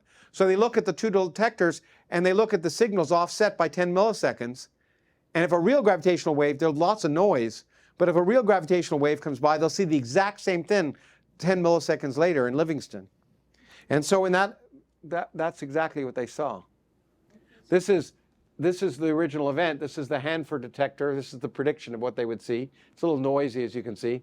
And this is the Livingston one. And if you shift them by 10 milliseconds, they both go exactly on top of each other. They discovered the gravitational wave signal of a star 33 times the mass of the sun, a black hole 33 times the mass of the sun, and another one, I think it was, well, yeah, it was 26 times, 20, let's say 20, yeah, 28 times the mass of the sun. Yeah, 33 and 28 times the mass of the sun. Two of them collide, circle together, orbit together. At the point just before they collide, they're orbiting together about 200 times a second. Think of that, two objects 30 times the mass of the sun orbiting around each other 300 times per second. It's amazing. And this is an artist rendering of what it would look like. And I think I have to turn up the sound if you can, because you can, it's actually, the signal that's looking for, if you translate it into sound waves, about middle C or something. So you can hear the chirp from this. So this is what, if you could see it, the black holes are bending space around it. And this is much slowed down because this is happening 200 times a second. But I think I have the sound to play so you can hear the chirp when they collide.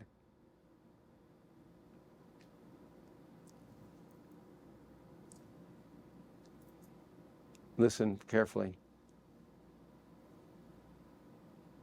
You can't hear it because the sound must not be up. Oh, well, it doesn't matter. There's a chirp. Oop. Okay, well, it doesn't matter. You can so watch it again, but it doesn't really matter. So it's an amazing discovery. Won the Nobel Prize because this opened up a whole new window on astronomy. Why am I talking about it? Because those gravitational waves are interesting, but they're not the ones that interest me. The ones that interest me might be observed. This is a telescope, a radio telescope at the South Pole. Okay, and it's looking up. And this is built here, and you know, the South Pole is dark for 6 months of the year. And actually, this is something I never knew, so I thought maybe I'd tell you because I never realized it. This is at the end of the summer in Antarctica. There's a variety of telescopes here. This is the South Pole telescope. This is actually one called Bicep. But this is a plane that's delivering stuff, and the planes don't turn off when they land at the South Pole. But one thing I didn't know is that planes don't land in the South Pole in the winter. So they get the last shipment, and then the winter begins, the sun goes down, it doesn't come up for 6 months. Okay? And all the physicists leave and the graduate students stay. Okay? And this thing is designed to look at the cosmic background. But there's a signal in the cosmic background that and this is just at sunset. So you know it was taken by a graduate student because after this, the winter happens. It's an amazing observatory. Well, there's a lot of science being done at the South Pole. This is something from a Scientific American article I wrote way back when Scientific American was a good journal, which it isn't anymore. But it's too complicated to explain. But it's real. What really is interesting is this isn't the Big Bang. This is a brief history of time. And the inflation happens and pumps the universe up. The universe cools down. Eventually, when it was 300,000 years old, you have this microwave background, and the light comes to us, and then galaxies form in today. But what happens, and I think I won't explain it here, is that if inflation happened, because there's an incredible movement of mass here, it would produce gravitational waves. And those gravitational waves would leave themselves as a remnant signal in the microwave background, which would have to do with something called the polarization of radiation.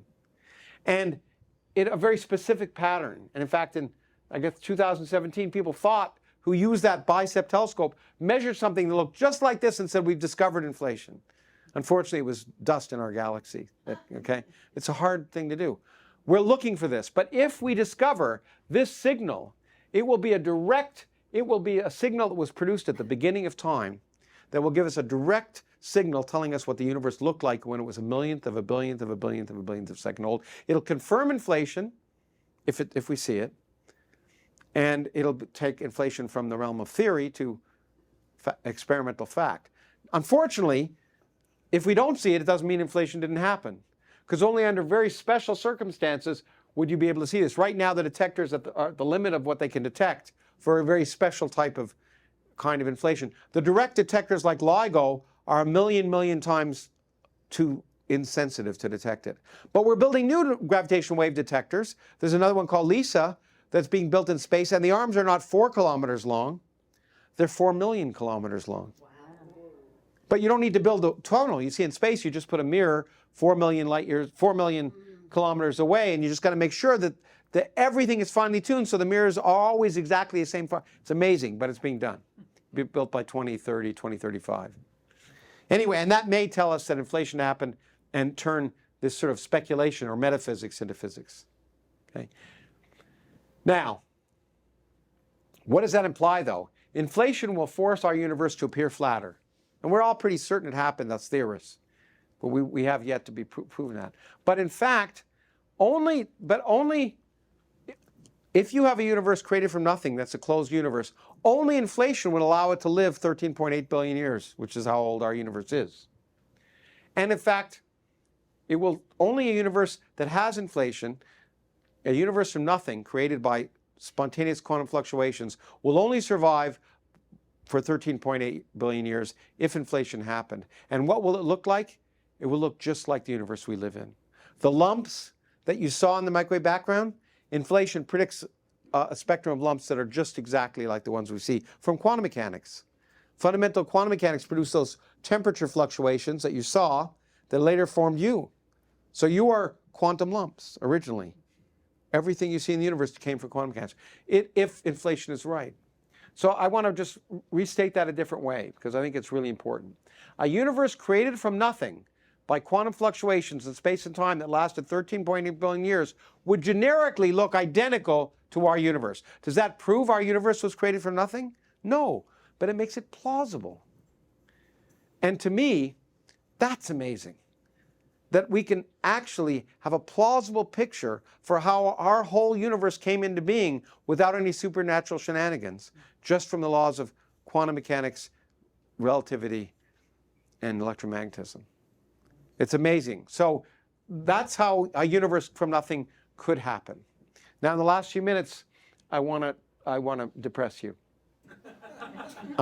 with two things, if you're not depressed enough. Yeah, this will be good. First, there's another kind of nothing. It was actually my friend Christopher Hitchens who first pointed out to me he was going to write the foreword for my book before he died. But if inflation happened, it turns out something really depressing may be true. I became a physicist because I wanted to know why the universe had to be the way it is. That's why I got into physics. Why does the universe look the way it does? I mean, surely if we have a fundamental theory, we learn if it was just slightly different, the whole thing would fall apart. But it turns out inflation is interesting because for a short time, energy gets stuck in empty space. But the problem with inflation is it's hard to get that energy unstuck. And generically, inflation continues forever. But what happens is in a place here or a place there, just like a snowflake or a raindrop condensing background vapor, here, suddenly the universe will leave inflation. You'll have a hot Big Bang. Somewhere else, the universe might later on leave inflation and have a hot Big Bang. Somewhere else. But in between, the space is continuing to expand so fast that these regions are moving apart much faster than the speed of light. And we now understand if inflation is right, we don't think of a universe anymore, we think of a multiverse. Because our universe condensed out of inflation with a hot Big Bang. But there could be other universes today that are just having their hot Big Bang now. There could be other universes that condense, but it turns out the way you leave inflation can produce laws of physics that look different in each universe. And then you have a picture that kind of looks like this. You have this background inflationary universe that's expanding faster, so these regions are expanding so fast they'll never know about each other. In some of them, the laws of physics are such that galaxies will form. In other ones, the laws of physics are different and no galaxies form. And then you could say, why are the laws of physics the ones we measure? Because we're here to measure them. If they were any different, we wouldn't be here to measure them. That makes it sound like our universe was created for us, but it's not. It's just a kind of cosmic natural selection. Just like you could say an intelligent fish would ask, why is the universe made of water? The answer is, if it wasn't, the fish wouldn't be around to ask the question, right? And so it could be that our laws of physics we measure are basically a natural selection phenomenon, that they're an accident, that the fundamental constants are not fundamental. They could vary in different universes, but in those universes we might not be around. It's a very unsatisfying picture, but it may be true, because the universe doesn't give a damn what satisfies us. Okay, it is what it is. And I'd say the most compelling picture right now is that we live in a multiverse.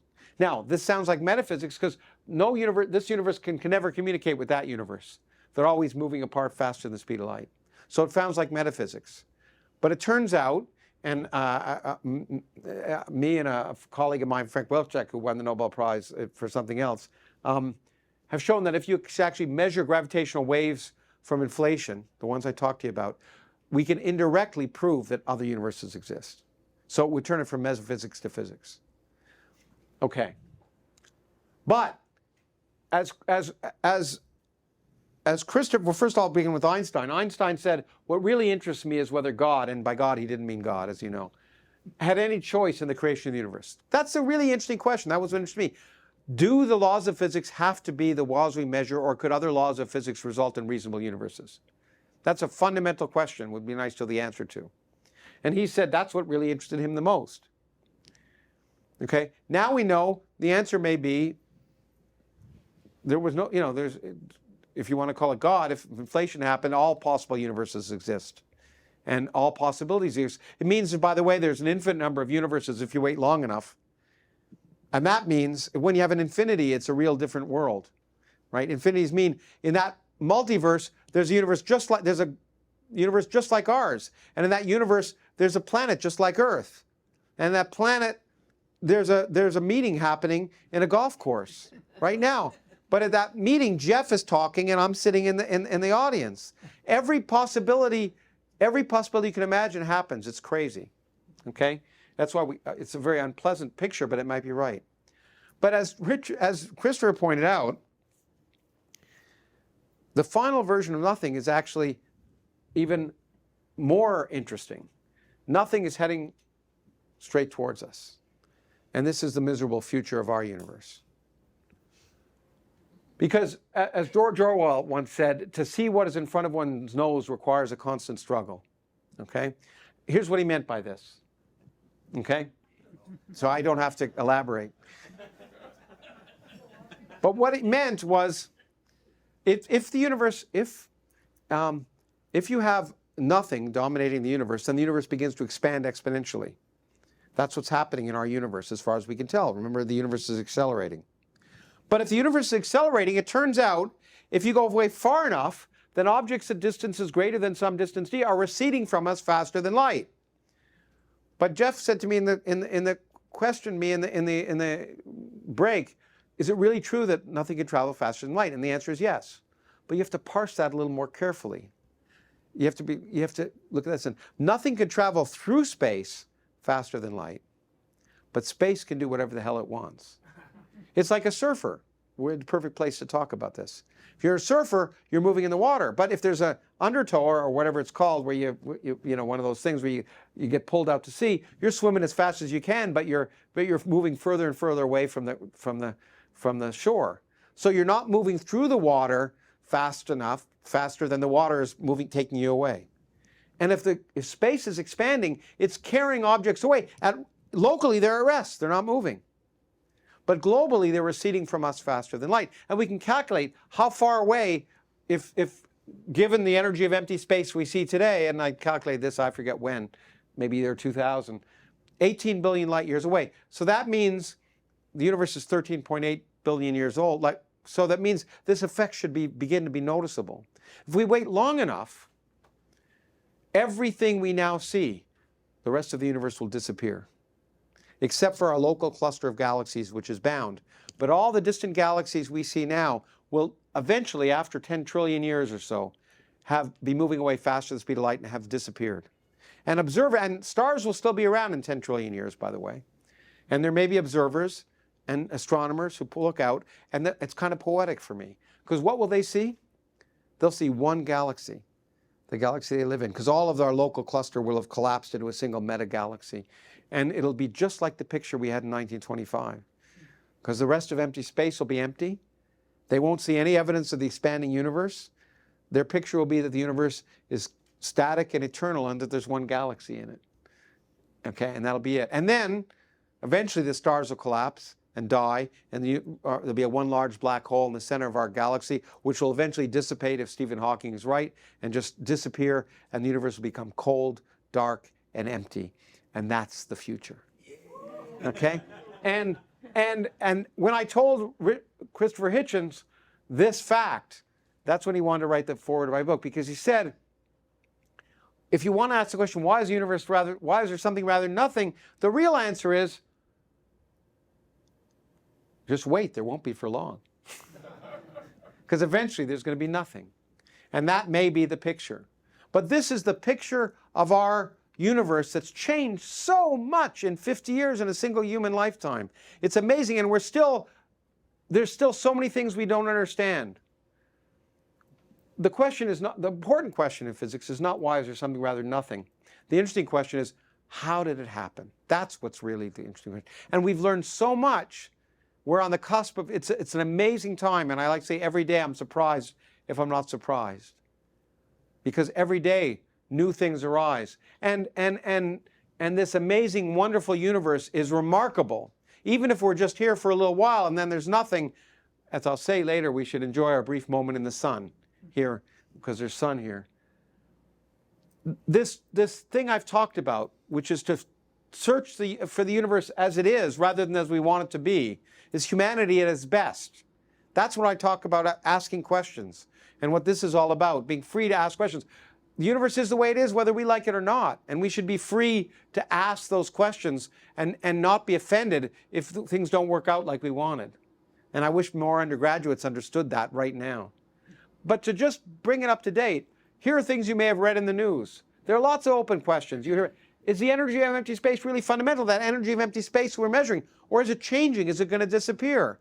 There was recently a result from some observation 2 weeks ago that suggested the energy of empty space is maybe going away.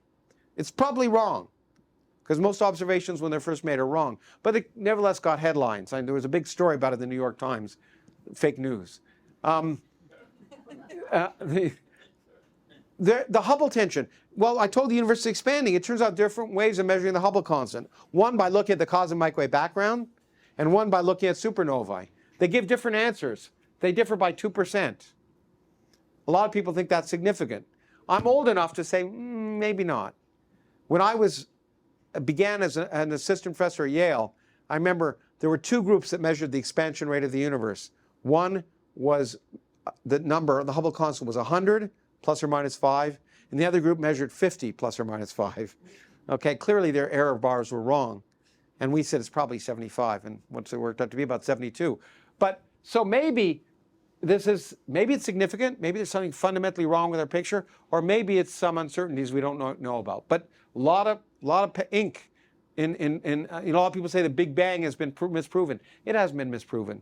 At the edge of science, there's always uncertainties. There's no direct detection of dark matter yet. So maybe our pictures are wrong about that. Who knows what else?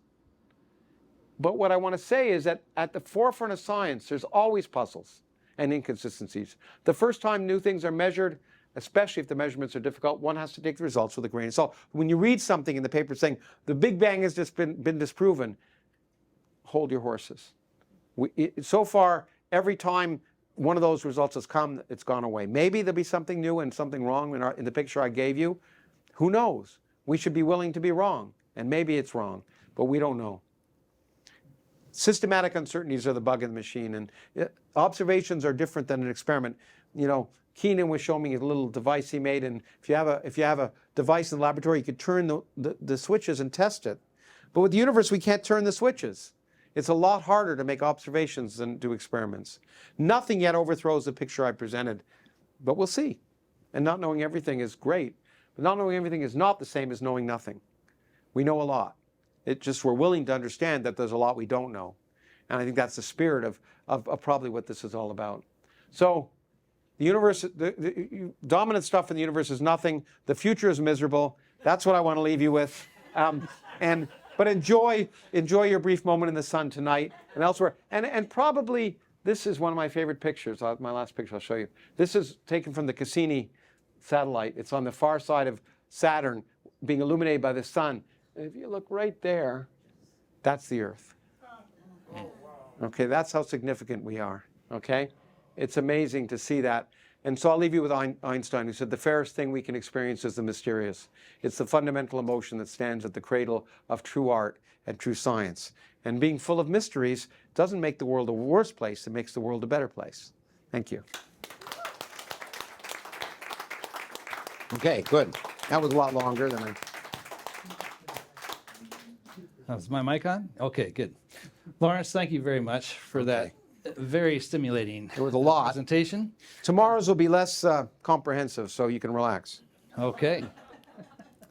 So I'm going to ask Lawrence a couple of questions here first, but while I'm doing that, be thinking in your head if you've got some questions you'd like to ask, because we're going to open it up for audience questions here in just a moment. And we have the evening, too, to ask. That's true. Okay. Is there any way we can have the black background with the quote rather than the white? Oh, Okay. yeah. Always a slave to art. There we go. Just leave it like that? Yes. Okay. Perfect. So I had a couple of questions. Dark energy, dark matter, big debates, obviously. Two of the big pushbacks, well, actually three things I've heard of. I'm curious to have your take on. One is MOND. The other is just called modified gravity, which is slightly different from MOND. And then there was another suggestion that part of what might be the problem is how we were looking at the distribution of matter, thinking that it was more consistent instead of more clumpy, and that might have come into the calculation problems. Well, look, whenever there's a problem, and there are two, there's this, well, the main one is this Hubble tension. These two groups are very good groups that measure this fundamental number and get different answers. And people said, theorists try and figure out how can you get that right? And then, as you say, the fact that dark matter hasn't been observed. So some people are saying maybe the answer isn't that they're new particles. Maybe gravity is different on large scales than we'd imagine. Maybe Newton's wrong. Mm-hmm. The first thing I want to say is, if you think about the likelihood of that from a fundamental theoretical perspective, it's much less likely than there are extra particles. And the reason is as follows. First of all, in order to explain this dark matter around galaxies and clusters, you'd have to say that gravity behaves like Newton until you get to the size of galaxies and clusters, and then suddenly gravity behaves differently. Why should gravity behave differently on the scale of galaxies and clusters? No fundamental reason whatsoever. But maybe it does. We'll fit the data. Okay? A friend of mine says in physics we're radically conservative. We try and take the most radically conservative assumption. It turns out dark matter being elementary particles is by far more radically conservative. Because remember, way back, what may seem like 1 million years ago when I began the lecture, I told you that the cosmic microwave background that you'd seen on your TVs in 1965, but no one knew about it. The cosmic microwave background, there's 300 photons from the cosmic microwave background going through each cubic centimeter every second today. Nothing is more visible than photons. Nothing is more visible than light, yet it remained hidden until 1965. Okay, it turns out there's 1 billion photons in the universe for every proton, for every particle of matter. There's 1 billion photons in that cosmic microwave background for every particle of matter, okay, created in the Big Bang. All you have to do is create another particle that's a little less visible than photons, and it could still be a lot more dominant than matter, and you wouldn't have seen it. Yeah. Because photons were invisible till 1965, and this stuff, if it doesn't interact with light, is 40 orders of magnitude harder to detect. That's the first thing. The second thing is, from fundamental particle physics perspective, something I'll talk about tomorrow in a different way, when we build on what's called the standard model of particle physics, we look at new things that help us understand the forces of nature. Everything that takes us beyond the standard model, looking for stuff at the Large Hadron Collider and everywhere else, every theory we have predicts new particles that would behave just like dark matter. I call them kosher, because they weren't invented to solve the dark matter problem. They were invented to solve a problem in particle physics. But when you calculate how many would be produced in the early universe, it works out to be just the right number. That's why at the Large Hadron Collider, I didn't think they'd measure the Higgs particle. I thought they'd find dark matter particles, because the particles that would be perfect for dark matter are just at the kind of level where you'd see them in the Large Hadron Collider. So the simplest by far explanation is that it's just a new type of elementary particle, because first we predict they should exist, and secondly, almost any process in the early universe will produce a lot more than normal matter, and you don't have to be very invisible to be much less visible than light.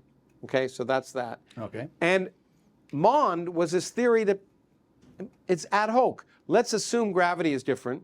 We'll try and fit the data, and it never fits the data very well. And same with modified gravity. So I think that's a real long shot. It's good that people are looking at it, and it's good that we can test it. But I think the smart money, in this case, if you say you were an angel investor, the smart money would be to bet on dark matter being a new type of elementary particle. So when you were talking about the expectation of finding additional particles at the colliders, is this in reference to supersymmetry that was needed for string? Yeah. Well, it's not. It's needed for string theory, but it's a fundamental symmetry of nature.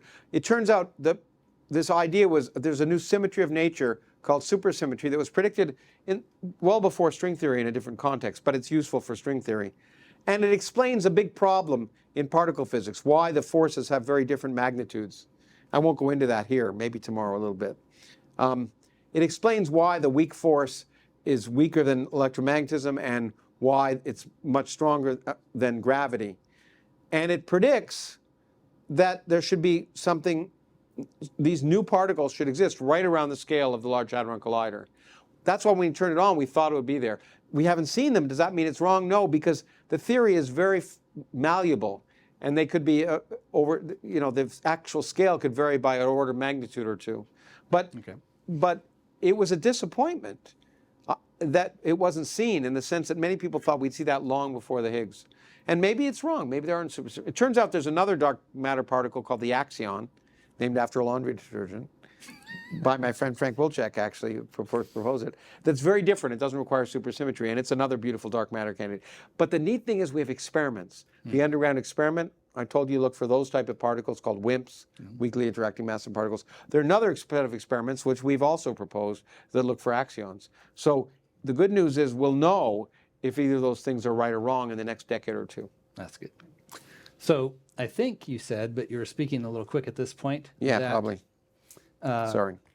Time is quantized. Did you also say that space is quantized? In general relativity, if general relativity is a quantum theory, space and time are both quantized. Okay, so when we say that space is quantized, and we're talking about the expansion of the universe, what do we mean exactly by space is quantized? Is it a thing? And is there more things showing up as space expands, or what's happening with it? Well, look, when we say the scale at which this purported effect would happen would be 19 orders of magnitude smaller in size than the proton. A scale so small that we can't even observe it in any experiment we could even imagine performing right now. Yeah. So what happens at the fundamental scales, it turns out, won't affect the large-scale properties of the universe. And that's the thing that's the most amusing about these people who called it the string theory, the theory of everything. It's really a theory of almost nothing. Because quantum gravity affects the universe in two places: at the Big Bang and at the center of black holes. Everywhere else, we don't need a theory of quantum gravity to understand it. Classical general relativity works really well. So whatever is happening at the fundamental scales isn't going to affect the large-scale properties of the universe. And that's why we can still do this stuff. We don't need to know quantum gravity to talk about the expansion of space on long scales. What is really happening is that the only way to think about the expansion of space is to have test particles. And if you put test particles in space, they'll get further apart as the space expands. But what's happening at a microscopic level to make that happen is irrelevant. And it's not explained in the context of general relativity alone. So apart from the dark matter, though, my question is, when we say space is quantized, is that simply a measurement, or is it a thing? Like, I don't know what I don't know the difference between those two words, but in the sense of if space is getting bigger, is it just like nothing is getting bigger or something is getting bigger? well, since I told you nothing and something are really the same thing, it doesn't really matter. Okay, so the universe, as it's getting bigger at the space level, then is that adding to the? No, it's even worse than that, believe it or not. Now, if I didn't confuse you before, let me say something that's even weirder. If the dominant energy of the universe resides in empty space, and that's constant, the energy density is constant, which is what we appear to see now, then there's a problem which all of you should have been upset about, but none of you have been, but I'll do the calculation for you. So what's the total energy in a volume? It's the energy density times the volume, right? Energy density is energy per unit volume times volume equals total energy. But in a universe dominated by empty space, that volume is increasing exponentially, but the energy density is remaining constant. That means the total energy in the volume is increasing exponentially. But that shouldn't be allowed, right? Energy is conserved. Any volume, as it gets bigger, suddenly has a lot more energy. But it turns out there's a loophole. Because it turns out the energy of empty space has what's called negative pressure. And there's a fundamental theory in physics that if you do work on something, you change its energy. And a gas, when it expands, has pressure, and expanding a balloon, and when a gas expands, it cools down. Why? Because the pressure is doing work, and when the gas does work on stuff, it loses energy, it gets colder. But empty space has negative pressure. That means as space is expanding, work is being done on space, not by space. So space is expanding, work's being done on space, and that's why the energy keeps increasing. It seems like a cosmic catch-22. It's really weird. But these concepts of energy are, on the largest scales of curved space, very different than, in order to understand them, it's very different than our classical intuition, which is part of the problem. In fact, when I told you the energy of a closed universe is zero, I told you that because no one's ever yet been able to what the total energy of an open universe is, or a flat universe. We just don't know how to do the calculations in general relativity because energy changes in its definition. But so in a universe dominated by the energy of empty space, you might say it looks like there's more space, but there's also more energy happening. And all of that is allowed in general relativity. But if you ask me what happens, there was nothing there to begin with, there's nothing there at the end. It's just more of it. There's a lot more nothing.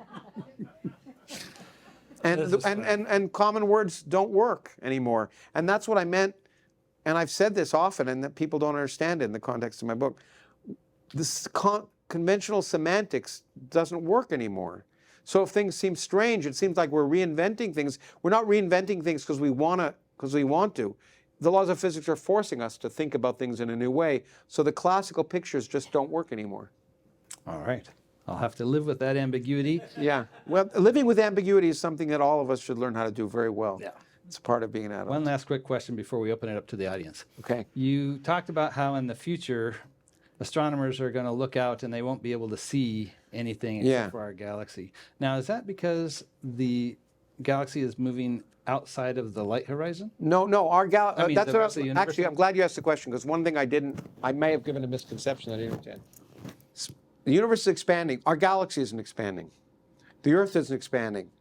You're expanding, but only because you're eating more, Jeff. But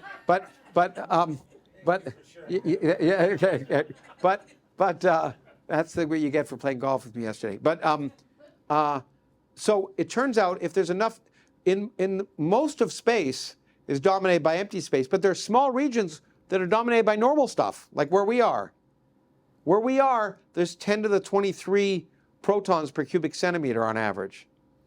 In normal space, there's 1 proton per cubic meter. So the energy of empty space is really small, but in most of space, there's so much of it, it dominates. Right here, normal matter dominates, and normal matter is gravitationally attractive. So the attraction of normal matter means the energy of empty space and the expansion universe is irrelevant on the scale of the Earth, on the scale of the solar system, on the scale of the galaxy. It only becomes relevant on the scale of clusters of galaxies and larger. That's where so on scales smaller than our cluster of galaxies isn't expanding. And so our galaxy will, as I say, over time, all of those galaxies in our local cluster will eventually collide and form one big meta-galaxy. And that galaxy won't increase in size, but eventually the stars in it will die out, and they'll collapse to form a black hole, and that will evaporate. But so the main thing is, and people often ask me, how, is the expansion of the universe happening in this room? And it's not. This room is not affected by the expansion of the universe because the gravity is dominated by normal matter, not the energy of empty space.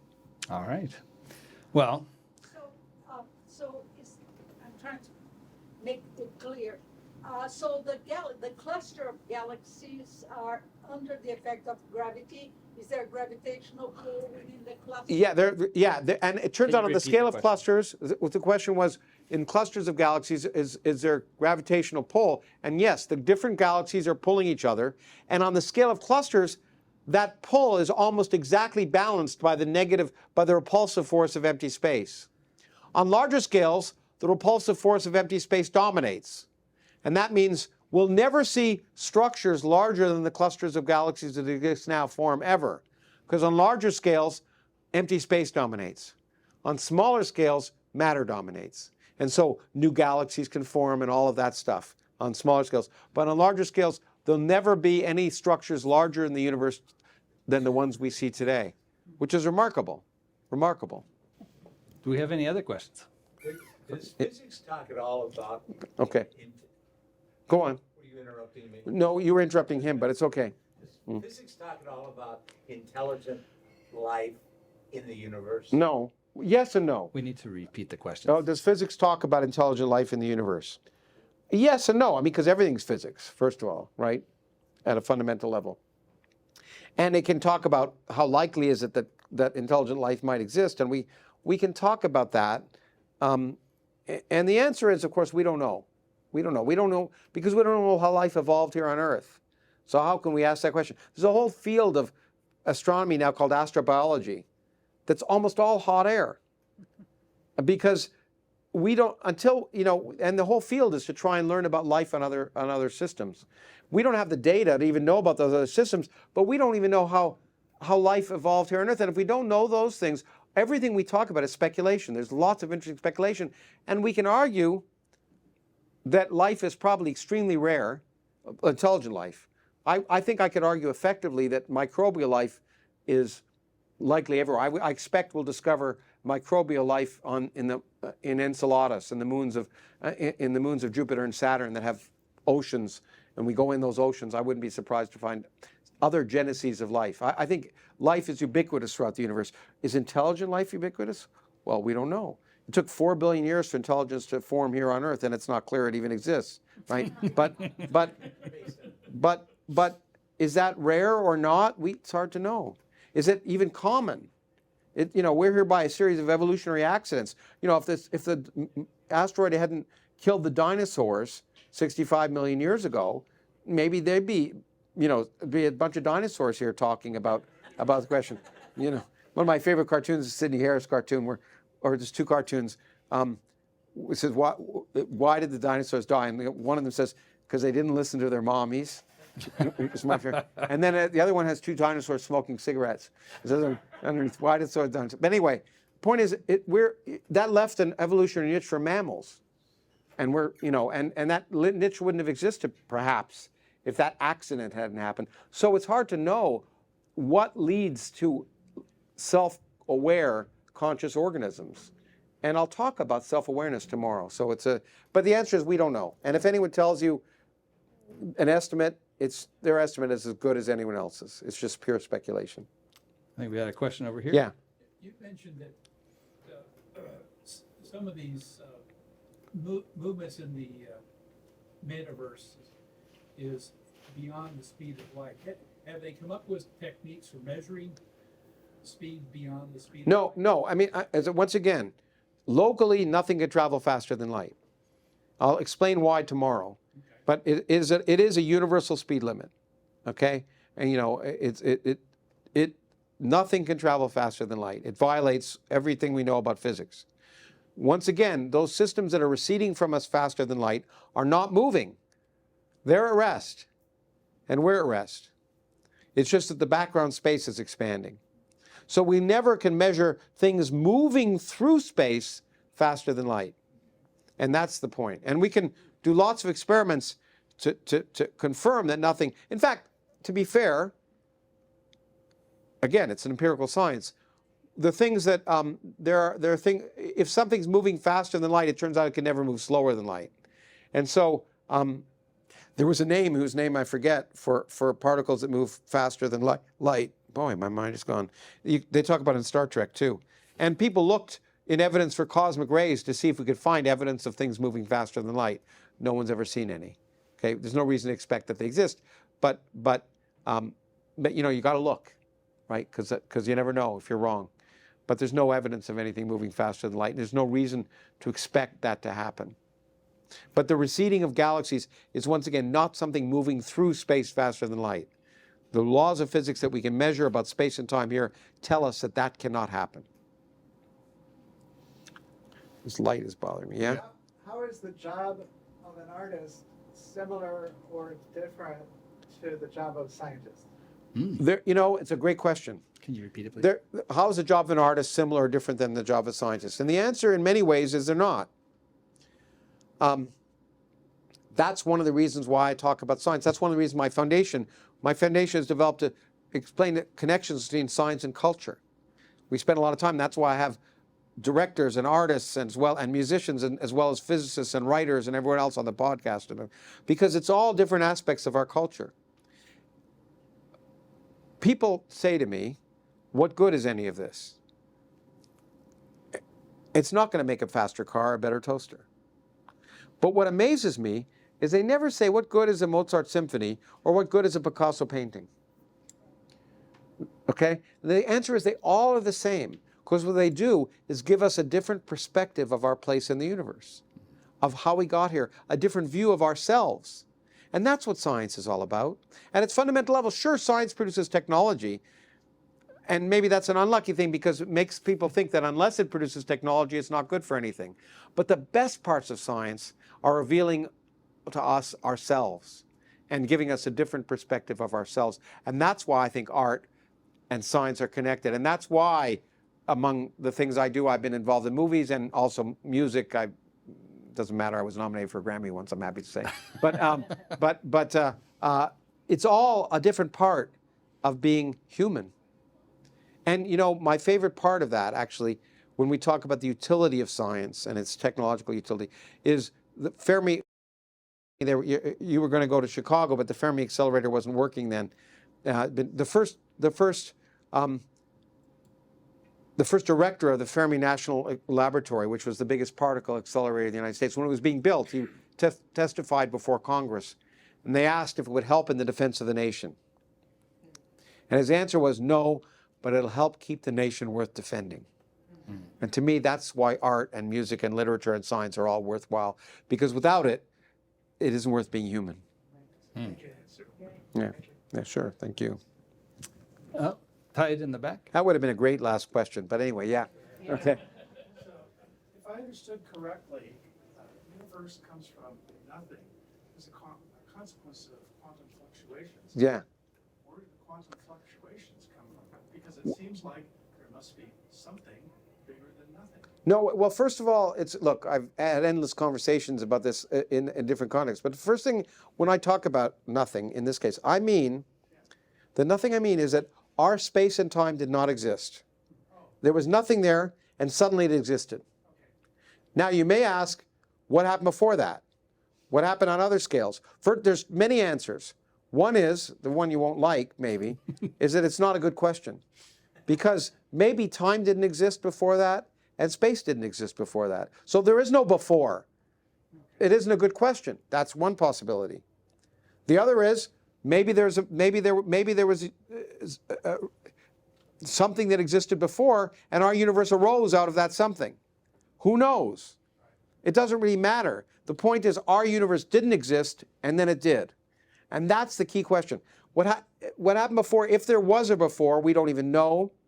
But the key question, which is relevant to what you're asking, is, well, in order for our universe to come into existence as I described, the laws of quantum mechanics had to exist. Where did those laws come from? Who knows? Maybe the laws themselves came into existence at the same time the universe did.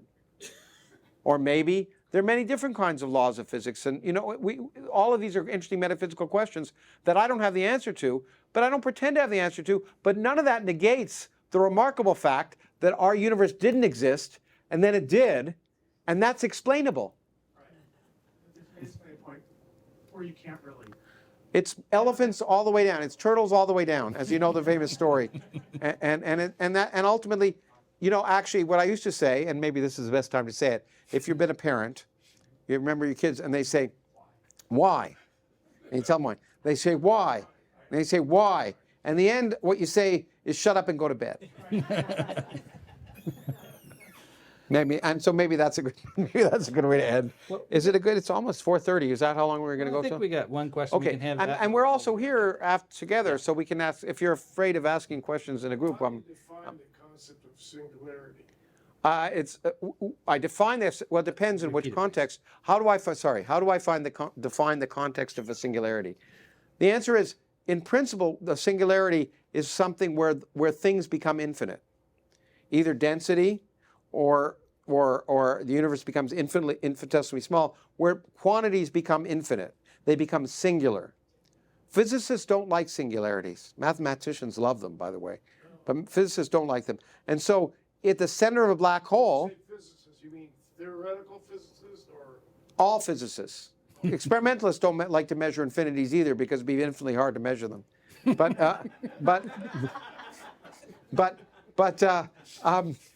the point is that in the places where the laws of physics, as we now understand them, say that there might be a singularity, there are two places.